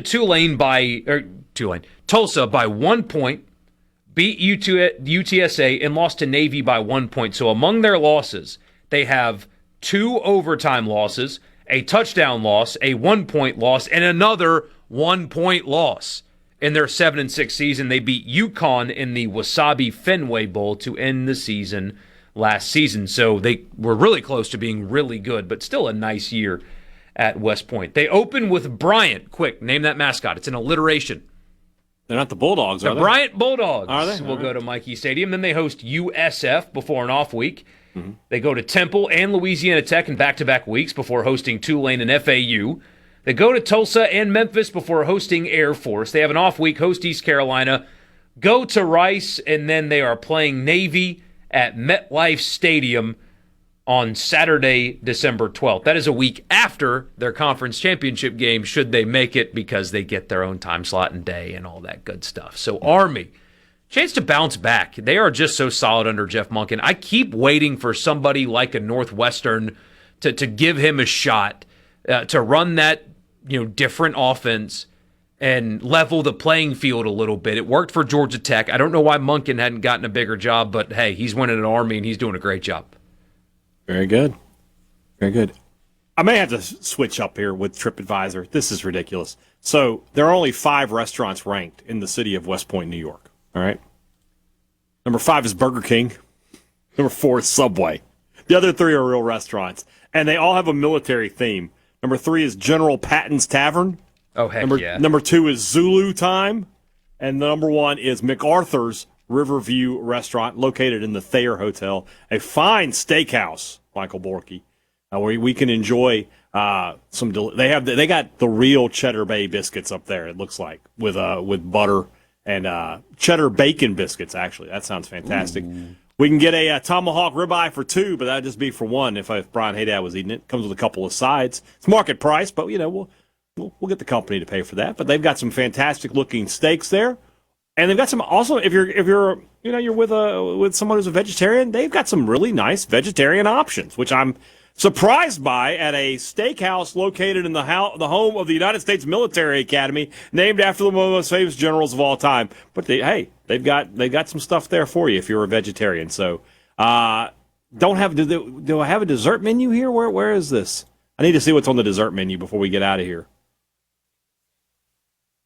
I got dinner. I got brunch. Where's dessert? They got to have it, don't they? Not seeing it. But regardless of that, If you're ever in Desserts for losers, apparently. Now, dessert, that's for the Navy boys. If you're ever in West Point, New York, and you decide to hit up MacArthur's Riverview Restaurant, you tell them Borkey and Hadad sent you. That is team number, 83 on the countdown of 100 teams in 100 days. We will get to team number 82. I think it's our first Power Conference opponent. Yes, it is our first Power Conference opponent. We will do that when we come back. Sports Talk Mississippi, Pearl River Resort Studio. Stick with us. Good. I keep believing into it. Smell, touch, feel. How can this rhythm ever quit? Bash, patch on a plane. Hopeless heaven.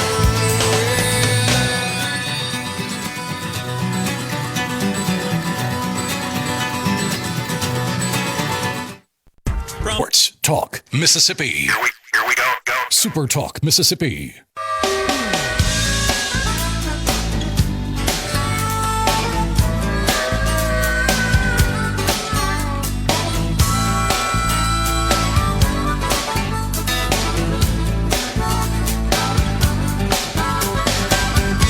Our first Power 4 team on the countdown of 100 teams in 100 days. We go to the Big Ten. You can probably guess who. There's really only two options here. There used to be three, but then Kurt Signetti happened. Purdue, the rival of Kurt Signetti. The Boilermakers, the house that Kyle Orton built. I mean, what? We're not going to call it the house that Drew Brees built? Kyle you Orton. and I? Curtis Painter, by the way. Don't forget him. Ross-Ade Stadium is where they play. Very flat stadium. Very flat. But a place where sometimes dreams go to die. That is a weird place to play games, and they've had their share of upsets over the years. 61,441 seats exactly at Ross-Ade Stadium in West Lafayette, Indiana. Barry Odom, their head coach. You guys may remember him. He was the head coach at Missouri, and remember, he got fired after the 2019 season where Missouri just said, guys, nobody's coming to our games. We got to make a change. You're not showing up. We like Coach, but it was the most refreshingly honest parting ways that maybe you've ever seen. Nobody's buying tickets. They're not coming to watch us play. We got to make a change. Worked out for Missouri. Also ended up working out for Barry Odom, at least in the interim. He popped back up in terms of a head coach at UNLV, where he ended up setting the table for Dan Mullen. He did a good job there at UNLV. He won 19 games in 2 years for the Rebels there in Vegas. Then he gets the Purdue job, comes back home to Purdue. That is he didn't come back home to Purdue. He got back into head coaching at Purdue, and year one didn't really go that well. They beat Ball State, beat Southern Illinois, and then they didn't win again. Lost to USC, lost to Notre Dame, lost to Illinois, lost to Minnesota by a touchdown, lost at Northwestern by a score of 19-0. Imagine being at that game. Lost to Rutgers by a field goal, lost to Michigan by 5, lost to Ohio State by 24, lost to Washington by 36, and then their rival at the end of the season beat them by 53 points to end a 2-10 campaign for Barry Odom in year one. This year, I mean, it's not really going to get much easier for Purdue. They open with Indiana State and Wake Forest at home before they go to UCLA. Then they host Notre Dame. Hey, Dad, did you know that game, that rivalry, has a trophy? I seem to remember hearing about this, yes. What is it? I believe it's the Shillelagh Trophy. No, wait. First off, Shillelagh. But secondly, I thought that was what the winner of USC and Notre Dame got. Maybe it's also... They've got 2 shillelaghs. Apparently so. That will be Why do we have home 2 shillelaghs? in week 4. Then they go to Illinois, host Minnesota and Washington before an off week. They go to Penn State, host Maryland, go to Iowa, host Wisconsin before they go to Indiana in the Battle for...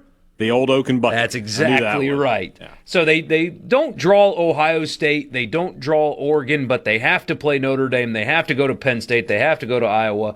It's probably going to be tough again for Barry Odom. Probably going to be tough.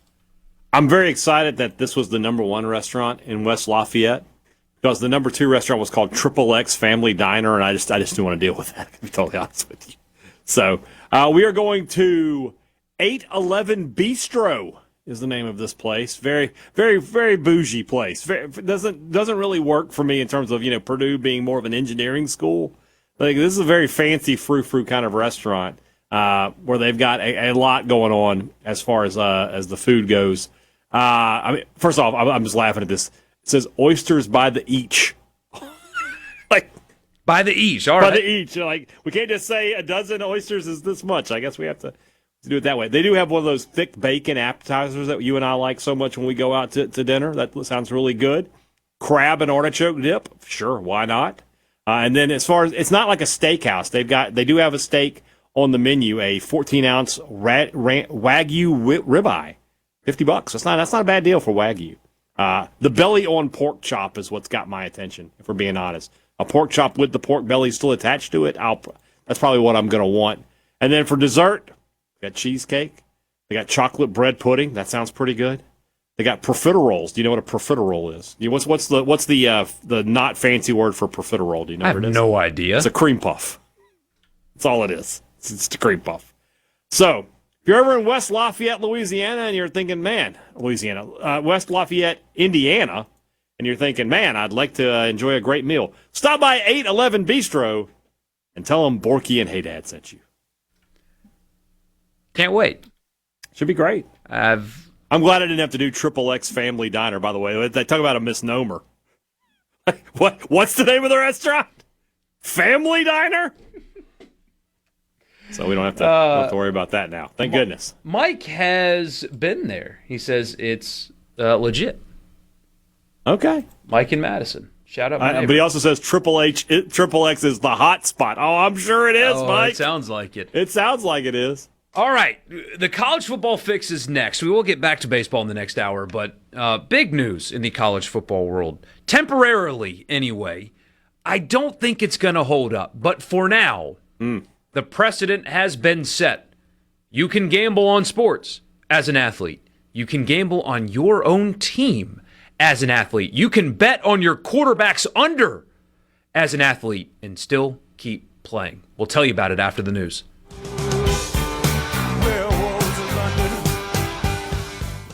More Sports Talk Mississippi. It's go time. Sports Talk Mississippi. Well, say something. Super Talk Mississippi.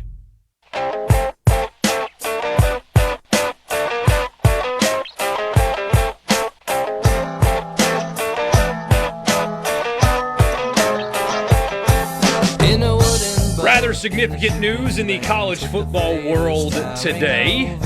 We'll lead off this hour. We'll get back to baseball. I'm Michael Borkey. He's Brian Hadad, but this is the 5 o'clock hour, and the start of the 5 o'clock hour every single day is the college football fix.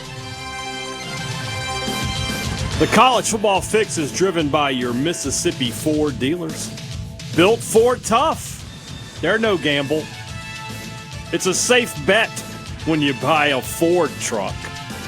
You don't have to wager that you'll be driving the best-selling truck in America. That's what it is.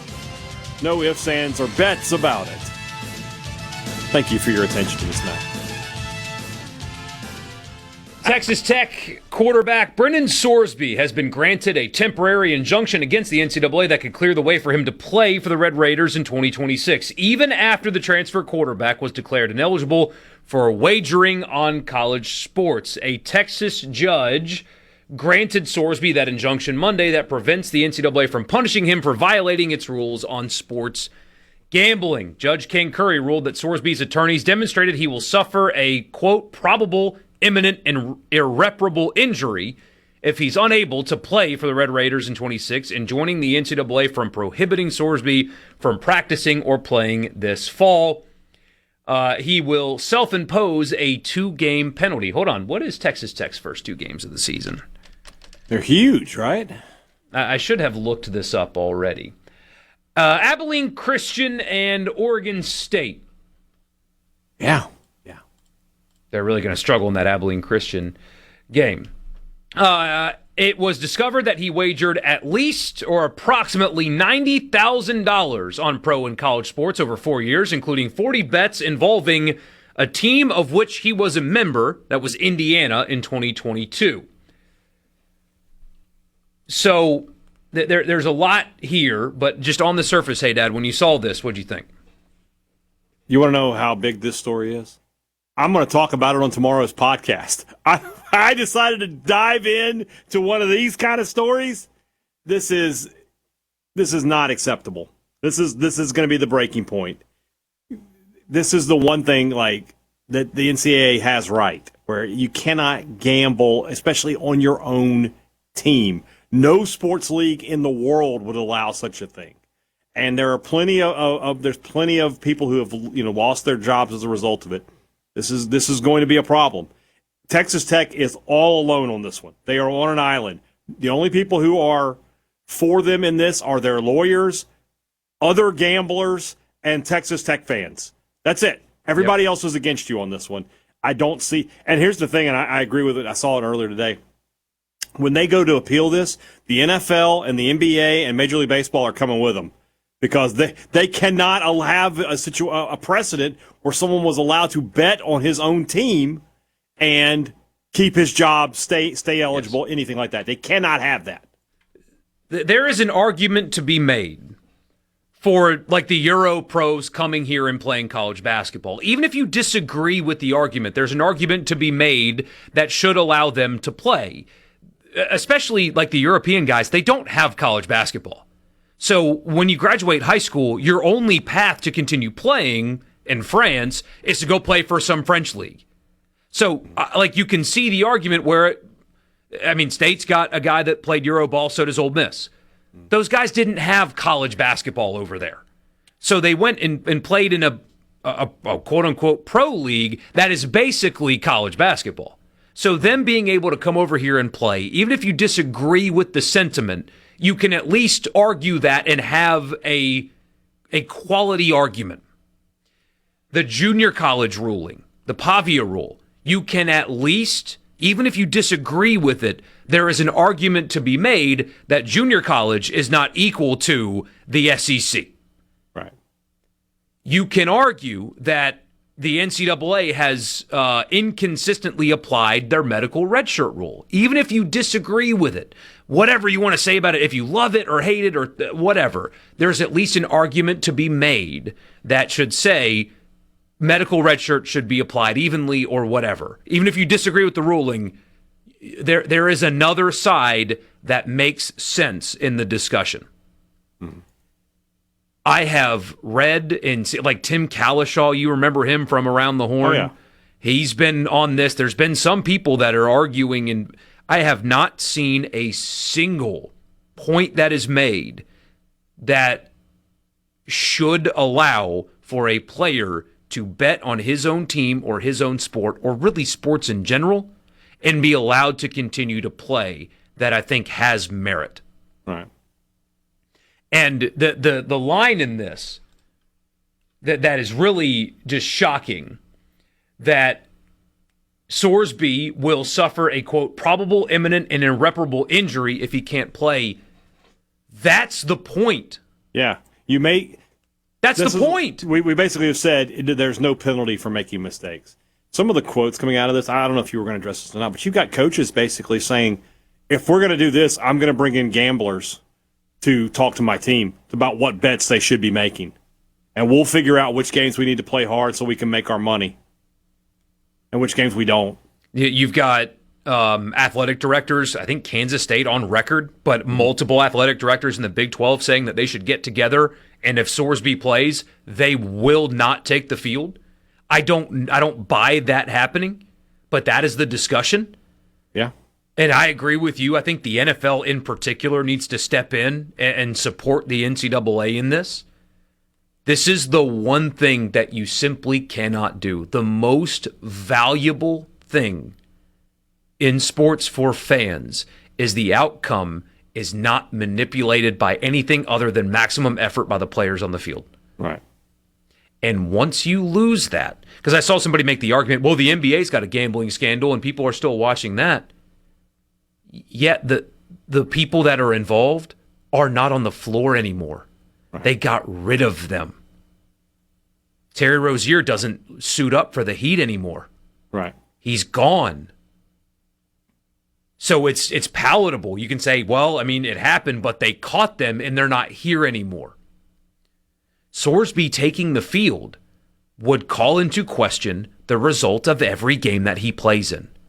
Even if they audit him, it doesn't matter. The damage has been done. And really, the argument that does not hold up to me at all is well, what's the problem if he bets on his own team? That doesn't harm the competitive integrity of the game. Right. Well, first of all, one of the bets was on his quarterback's under. So that undermines the competitive integrity of the game, number one. Two, there's a lot of things wrong with that. What if he bets on his team to win for the first 3 games of the season and then not the 4th game? What does that tell you? He doesn't think his team's going to win. There's your inside information right there. But that aside, you open this up and players can bet on their own team to win. And the quarterback's got a big $50,000 bet, huge bet on his team to cover a 9-point spread. It's the 4th quarter. They're up by 4. 3 minutes left. They've got the ball. All you have to do is get a first down, run the ball, get a first down, ball game. But the quarterback knows that he needs 5 more points to win his bet. He takes a risk. He takes a risk, takes risks, throws an interception. Mm-hmm. Possible. You can bet on your own team and still manipulate the outcome of the game that is not. And again, you just have inside info. Yes. We talk about it all the time. College coaches are so tight-lipped about, we've got it a little bit better now with the injury reports, but like in a non-conference game, if Kamario Taylor were to, do something and he's going to be out, well, Levy's not going to let anybody know that until, the day before the game probably, right? Nobody's going to know that, but a player would know. Without a doubt. And a player could go and put a bunch of money on the other team. Same thing with Ole Miss. Trinidad Chambliss is hurt. He's going to miss this game against Louisville. There's no injury report for that. Not an SEC game. It's not an SEC game. Ole Miss is likely to be favored. So this guy goes and puts a ton of money on Louisville because he doesn't think, I don't even know, A.J. Maddox is going to get the job done. There's a ton of, this is a huge can of worms. This is, and Ole Miss fans, look, guys, it is different what happened with Trinidad and what happened with, this is totally different. But at the same time, the idea of go find a friendly judge. Yeah. You're not wrong. That's the new thing. And if you're an athletic director right now, you should be like, look, whatever we want to do, let's just do it. And, if you're Zach Selman, you're like, we're going to try that in the Oktibbeha County Courthouse. Sure. And we'll win. And that's what's happening here. Go get yourself a basketball player that never made it. Are there Caleb and Starkville. Are there prop bets on first play as a run or a pass? Yes. They know the script. Yes, there are. Yeah. There are player prop totals. Yeah. And, I mean, of course, look, it's already happening. They just haven't been caught yet. But what the message that this sends is, right now, it's okay. Mm-hmm. Do it. We'll be right back. Well, we got it. We'll read some of your comments. Sports Talk Mississippi, 601-879-4395, the C Spire text line. We'll be right back.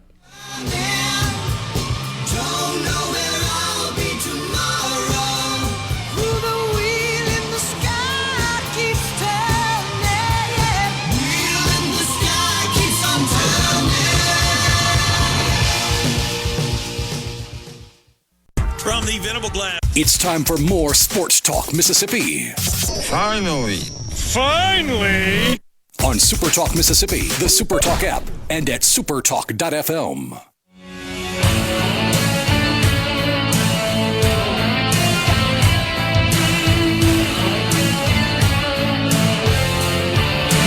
Welcome back, Sports Talk Mississippi. We got this message. I said 2 years ago this was the beginning of the end. It has progressed to this. But this all started with NIL, actually a little before with a few lawsuits, and it's exploded. You're right, but here's where I push back on it, though. You don't stop yourself from doing the right thing because the wrong thing may happen later. Blocking college athletes from using their own name for their own benefit was, in my opinion, a violation essentially of the Constitution. Right. Certainly of American antitrust law. You can't block that because down the road, a guy that gambles might be allowed to keep playing. This is where you can draw a line somewhere. It's so simple. There's the old meme of the PETA billboard where they had a bunch of animals on the board. And it was like, where do you draw the line? And it was like, right here. Here's where you draw the line. Right between dogs and cows. That's where you draw the line. Same thing here. Here's where you draw the line. Right here. You cannot bet on your own team or really on college sports in general and keep playing. What's stopping them from betting on the NBA? Because you can't prevent insider trading, right? There's always going to be people that know if a player's hurt before they're actually hurt. But what happens at Indiana? Sorsby's got an old buddy on the basketball team that's now in the NBA. Hey, man, I'm out tonight. Or, hey, bro, take my over on rebounds tonight. Or, hey, bro, take my under on rebounds tonight. There's just certain things that you can't do if you have certain jobs. It's so simple. Yeah. And you get this from Cody Campbell, the billionaire backer of Ted Cruz, the guy that wrote the Save College Sports bill, the billionaire backer of Texas A&M Sports, and the guy that is essentially paying Brendan Sorsby's salary. Here's his statement. Makes no sense, but here it is. Quote, "This unfortunate situation is the outcome of a broken system. I'm doing everything I can to fix it, but until there is a permanent solution, Texas Tech and its student athletes have to do the best they can to navigate and compete amid the chaos that exists in the reality of the world we live in." End quote. This man is really blaming. Well, he thinks he's Batman. I'm trying to do, what are we doing here, boss? You're blaming the system on your millionaire quarterback betting on his own team? It's the system's fault? This is the guy that we are begging to save us. This guy. This is the guy in control of Ted Cruz. This is the guy that is funding all of this. This is the guy that Saban's sitting next to, and they're all in lockstep with their PSAs and their lobbying. That's the statement from the guy that is here to save us. Allegedly. Allegedly. And then, this is more interesting than Cody Campbell just, defending his investment. The Jerry Moorhead, not Joe Moorhead, but Jerry Moorhead, the president at the University of Georgia, says to Ross Dellinger, quote, "For anyone who has dismissed my previous calls for SEC rules of enforcement and the SEC institutions only playing each other, today's ruling is clear evidence why that may be the only path left for us." End quote. Goodness. I just disagree with that, but I think what he's saying is we're going to break off and bring some people with us. I don't think he means SEC only. I really don't. That makes more sense. But there could be some good that comes from this. One, I think this is temporary. Too many, like you said earlier, the NFL has incentive to make sure that this goes away. Right. So does the NBA. So does Major League Baseball. So do the other college football conferences. So does the Big 12, honestly. Yeah. The Big 12 would do right by... Like the amount of legal knowledge that's going to be on the side of the I guess they're the plaintiffs here, right?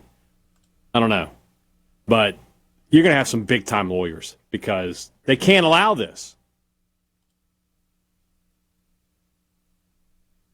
Somebody says, but they're not profiting from their name. Very few names are worth anything. It became pay for play. That is profiting off their name. I profit off my name. That's why I get paid.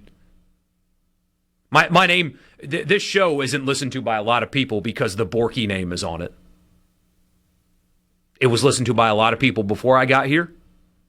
I hope I never leave. But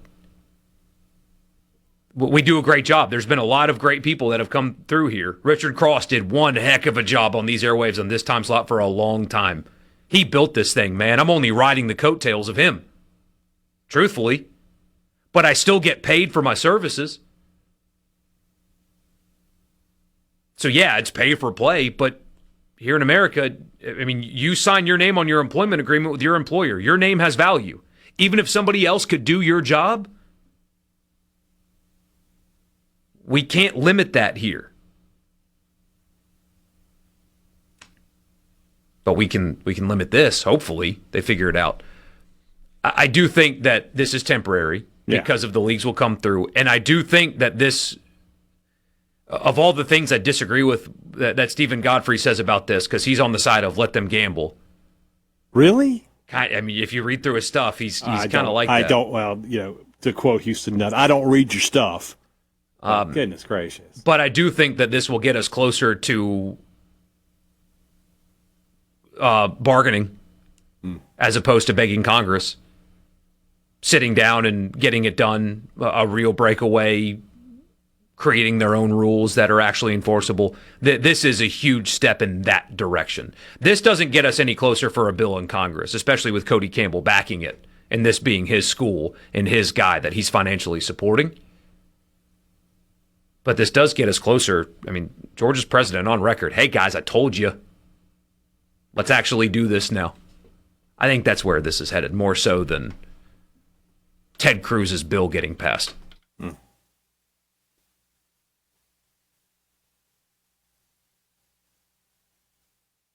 Why aren't the legal sports books going nuts about this? Talk about a group that has a lot at stake. I haven't thought about that yet. Yeah. Shouldn't they be on the side of the NCAA here? Feels like it. Doesn't it impact their bottom line if people don't think that the outcome of the game is pure? In a twisted way, the gambling sites and the casinos need to be on the side of the NCAA here in a gambling case. Right. Because as soon as that happens, it becomes, okay, we've got to regulate gambling more strictly, and I don't know.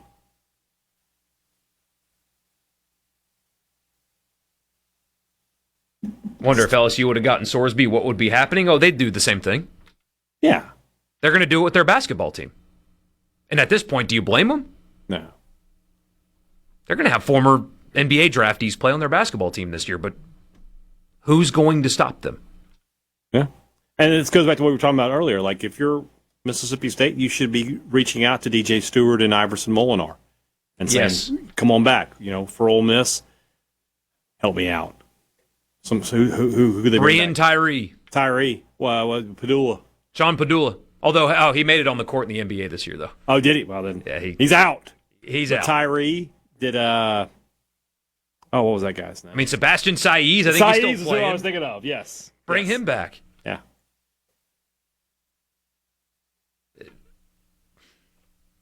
Marshall Henderson. Did he ever play a minute in the NBA?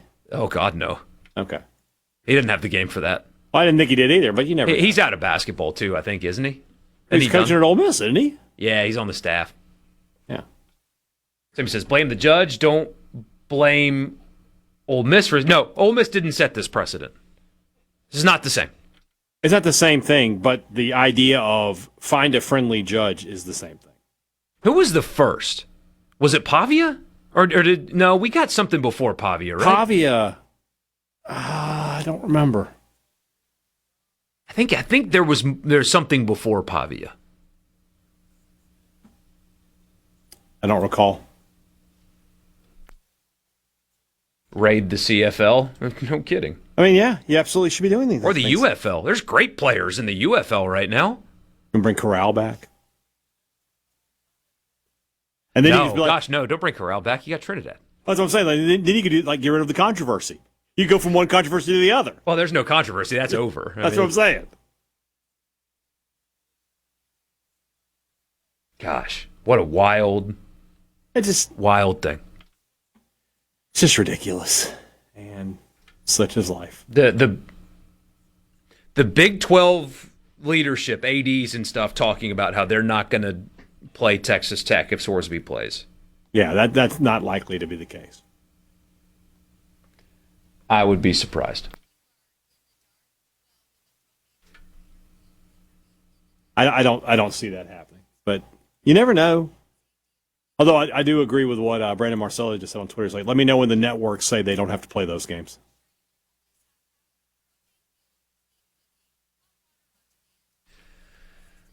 Yeah. But even the networks can't have that. Yeah. If you're Fox, you can't have people thinking your games are rigged. Yeah, you're right. Let's go back to baseball when we come back. That's your college football fix driven by Ford. It's a big story but let's return the conversation to baseball when we come back. Sports Talk Mississippi, don't go anywhere.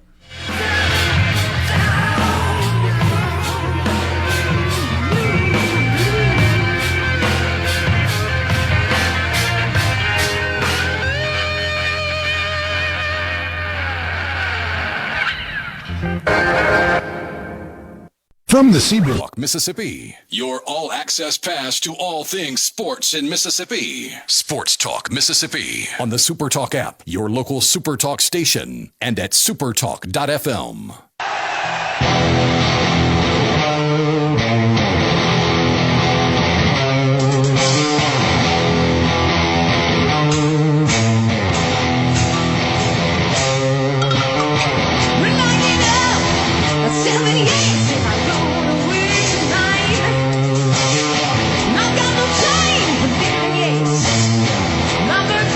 Last thing on this, couple quotes that ESPN obtained. AD, the Georgia athletic director, Josh Brooks is his name, sent a memo to his staff forbidding all of his school's teams from playing Texas Tech. Scott Strickland, the now AD at Florida, obviously, said he was stunned, and he brought up the Black Sox scandal. Mike Buddy, the AD at TCU, and Kansas State AD Gene Taylor both told ESPN that they are talking about not playing Texas Tech this year. Quote from one of them, "We anticipate having conversations surrounding it." They are having a conference call tomorrow, all ADs and the commissioner of the Big 12, and they're going to have meetings beyond the conference call this week. So we'll see what happens. But again, like I said, Utah's AD, quote, disheartened by the news. He said, "We're all committed to supporting the student-athlete well-being, but also must have a definitive path forward that preserves the most basic tenets of competitive integrity in our industry," so on and so forth. The stakeholders in the Big 12 are like, "Wait, guys, whoa, hold on. This is a bridge too far." Yeah. So we shall see. All right, the College World Series is set. We know Ole Miss is the night game against North Carolina.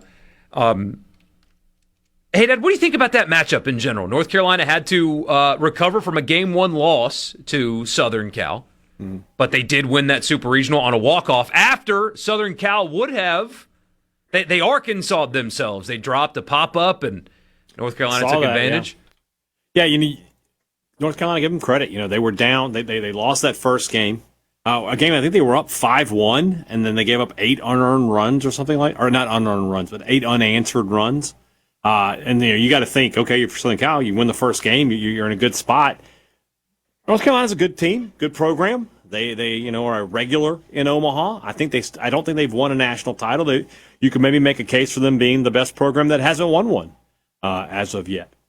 So this is the matchup, though, for Ole Miss. If they win this game and they can get themselves into the winner's bracket, they're going to be a really tough out.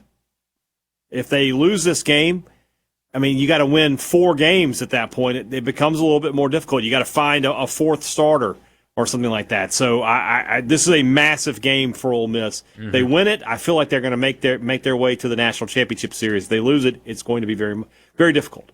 Yeah, this North Carolina lineup, really impressive. Owen Hull hits .390. He's got 81 RBI and gets on base literally half of the time. He has a .505 on-base percentage. Jake Schaffner is their next leading hitter. He gets on base. I mean, he's awful. .472. He gets on base. Just solid up and down the board on this lineup. They have 3 guys with an OPS over 1,000. They've got 2 more with an OPS of 900 or more. Just a really solid baseball team. That's the thing. They're solid to good at everything. I am curious, though, about what they're going to do from a pitching perspective. So Ryan Lynch has been their Game 1 starter really all season, and he's okay. I mean, his ERA is pretty good. It's a 4.22 ERA. But hey, Dad, he's been kind of beat up a little bit lately. Was not good in that first game against USC. And if you look through his numbers, especially against the better teams they've played, he is not extending his outings at all. Just a standard right-hander as well. Doesn't have a super high strikeout rate either. Don't get me wrong, good pitcher, but opponents at 272 off of him, he's just okay. Their game 2 pitcher is spectacular. Also a righty, Jason DeCaro. He's got a 2.2 ERA. He threw a complete game in game 2 of the Super Regional. He is I haven't watched every game of North Carolina baseball this year, but on paper, he is their much better pitcher. But he does not start game 1s. And you've got that same crossover with them and Ole Miss, because Ole Miss's best starting pitcher does not start game 1s. And I don't think Mike Bianco is going to make a change now. I think Hunter Elliott's going to start on Friday night in the College World Series. So you've got a situation where neither team, I think, is throwing their best arm in the first game of the College World Series. Well, that makes it very interesting to see who wins, because whoever wins is going to have a massive advantage in their next game when they're able to throw their ace in a winner's bracket game against a team that probably is throwing its ace in the first game. Yeah. So, that makes for some interesting, the strategy there is going to be interesting. Their relief pitching, by the way, awesome. They have 2 relievers that have a batting average against of below 200 that get regular appearances. There's another one that has one, but he doesn't pitch very much. And then on paper, their third best reliever is a guy named Walker McDuffie. Opponents at 208 off of him. So they have 3 really quality bullpen arms, does North Carolina, at least on paper, to go with some pretty good starting pitching as well. I mean, you don't only lose one series in an entire season, host a regional, be a national seed unless you're really good across the board. But they epitomize that. Solid ball club. Ole Miss cannot make mistakes on Friday night. They're going to have to win this game very similarly to what they did in the regional and super regional. 5-3, 4-2, that kind of stuff. They're going to have to play clean baseball and capitalize when they can. I just don't think they're going to get many opportunities. North Carolina's not going to get many either. And it's going to be who makes the mistake or who makes the big, the big home run or the big double in the gap to make the difference in this game. I foresee this going exactly the same as Ole Miss's 5 postseason games so far. I tend to agree with you. I mean, low scoring, just, Ole Miss will find a way. Ole Miss will, get the late hits. I mean, that's the other thing I don't know if we've talked about enough is there's been heroics in almost every game. They've had 2 walk-offs. Then you have Furness with the late home run. There's just been these big plays happening for Ole Miss over and over again. They're finding a way to when it really matters, when they absolutely have to have it, get that base hit, or in Federico's case, to make that defensive play. So that's something to keep an eye on for sure. Kate Townsend will have some good rest. Somebody says, you're exactly right. My gosh. They haven't, they didn't pitch him this weekend. They didn't have to. So he also didn't pitch in Hoover either. So he should be rested and ready to go for like 175 pitches. I'm being hyperbolic there, but yeah, he should be good and rested and ready to go should they not get too acute in Omaha. Yeah, no, I guess not. Well, I guess it depends, right? If you're playing Troy in game 2, wouldn't you start Kate Townsend there? No. Start him there? You just get to the final, have to get beaten twice, because then you can go back to Elliott. I guess you're right. Because you have days off in between. I'm just saying, you got to trust Kate Townsend to be able to beat Troy, and then you can throw Rave against whoever in the win this and go forward game. It's not going to happen, so it's not a discussion worth having. Mm-hmm. I would start Rabe in game 1. It's not going to happen, so it doesn't matter. But I would start Rabe against North Carolina and have Elliott for West Virginia or Troy. I think that's a more efficient use of your pitchers, considering that the North Carolina lineup is better than those other 2. Yeah. It's not going to happen, so it's not worth discussing. But that is what I would do. I would have done that for the Super Regional, too, and look who was right and who was wrong there. Yeah. That would be me.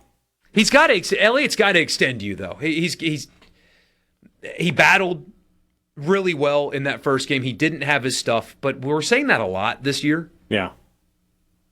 But he's still fighting and delivering when he needs to. It's just you got to get more than 4 1/3 out of him on Friday night. You have to if you're going to make it to the championship series.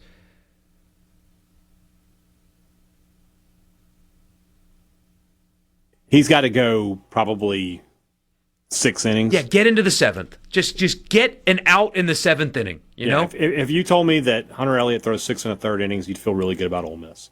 Feel really good about their chances. We are up against a break, but glad that Derek says it takes Elliott 3 innings to get going. And it's true. It's true. It does. His 4th inning's got to be like the best in the country. But, just got to get off the mat. But if anybody can in this spot, of course it's him. He's done it there before. He's got the experience. And, really good test for Ole Miss. North Carolina's just good. They just are.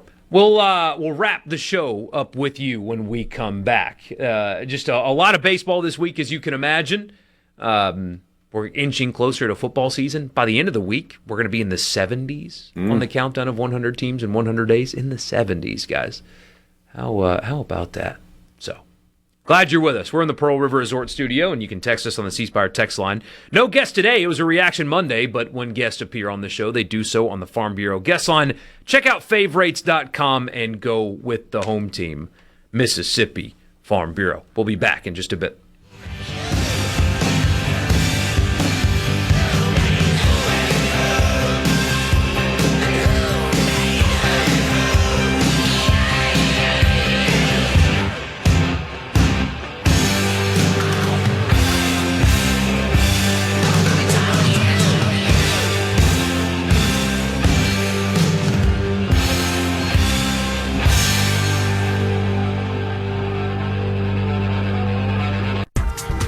Happening in Mississippi sports. You'll hear about it first, right here.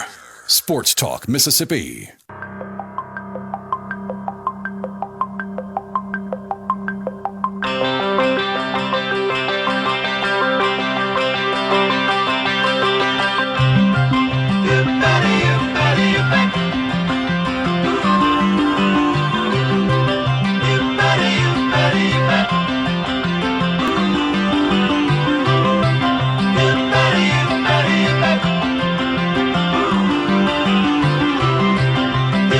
Once again, you're getting us copyright strikes here. Start talking.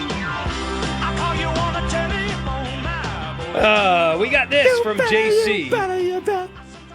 One of the worst calls I've ever seen was the ump that called the State batter out because he swung on that 3rd strike. The bat never left his shoulder, and State had a player in scoring position. It was awful.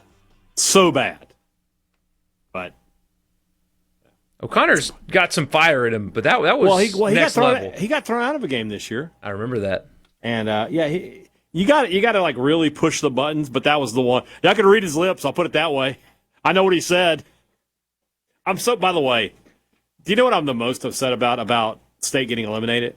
Is not being able to get O'Connor another interview and ask what he got at Buc-ee's.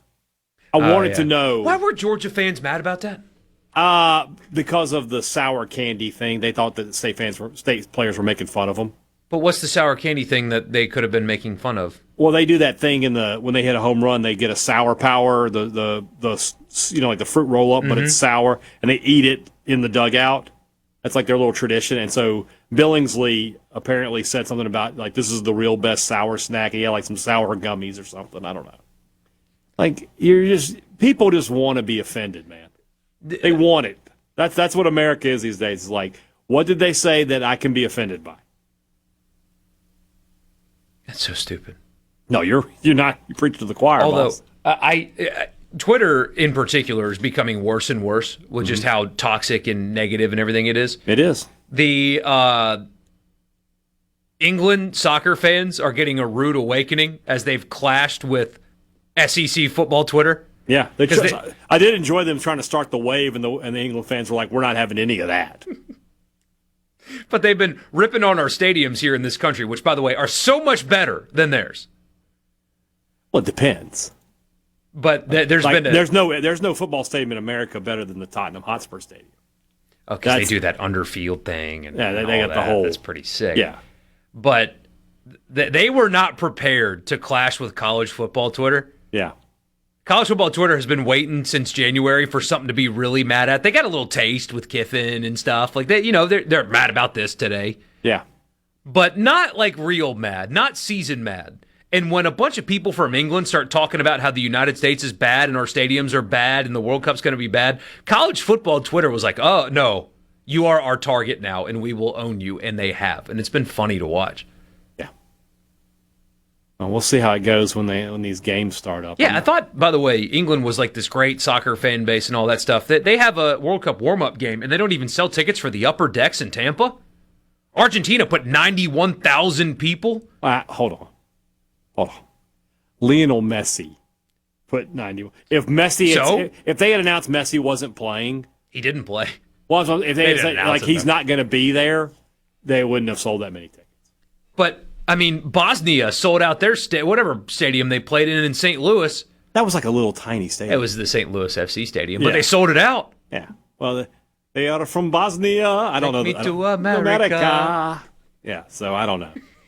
They were singing that during the game, by the way. Don't worry, the English will be here drinking all the beer soon enough. It is really funny though. Again, they should have put England in a game in like Green Bay. Yeah, and so be like, all right, you want a drink? Here you go. Why is Lambeau not in the rotation for this? By the way, whatever. But because you want to know why? It's a community-owned thing, and there's not anybody who's going to get $1 billion for the World Cup showing up. It is cool to see, though, truly, the people from these countries that have come in and, like, there's an account that is a German fan, Germany, and he's been going around and just kind of documenting, hey, I went here today, and seeing our country through the eyes of somebody from another country that's open-minded is really cool. I've enjoyed they discovered Waffle House. Yeah. But I was surprised. They were, like, friendly staff. I was like, I don't know. Where'd you go? The Waffle House that we go to, those people are awesome. We have a new Waffle House here in Starkville, and the people couldn't be nicer. Popeyes where you get the... You know what? No, I'm not going to. I had a bad experience at Popeyes the other day. Really? Yeah. Ordered online, and it wasn't ready when I showed up, and I had to wait like another 30 minutes. It was rough. So... But I will not besmirch the good name of Popeyes. Everyone who knows this show and knows me, we say no free shout outs here on Sports Talk Mississippi. We lied. We love Popeyes. It's fried chicken. I love fried chicken. All right, tomorrow's show, I think our friend and Michael Borkey will attempt to have Mike Bianco join us on tomorrow's show. So we should have the head coach of the Rebels as he makes his third appearance at the College World Series. That should be a really good interview. Hopefully I can get on there, too, and tell him that I believed in his team when Michael Borkey did not. I think that's important information to pass along. Talk to you guys tomorrow. Appreciate you tuning in today. And Michael's out after tomorrow for the rest of the week. So if you love Michael Borkey, tomorrow's your last day to get a chance to talk to him. For me, for Michael, for Rhino, who just snuck in there, I don't know if you're watching on SuperTalk TV, I'm Brian Hadad. Talk to you guys tomorrow.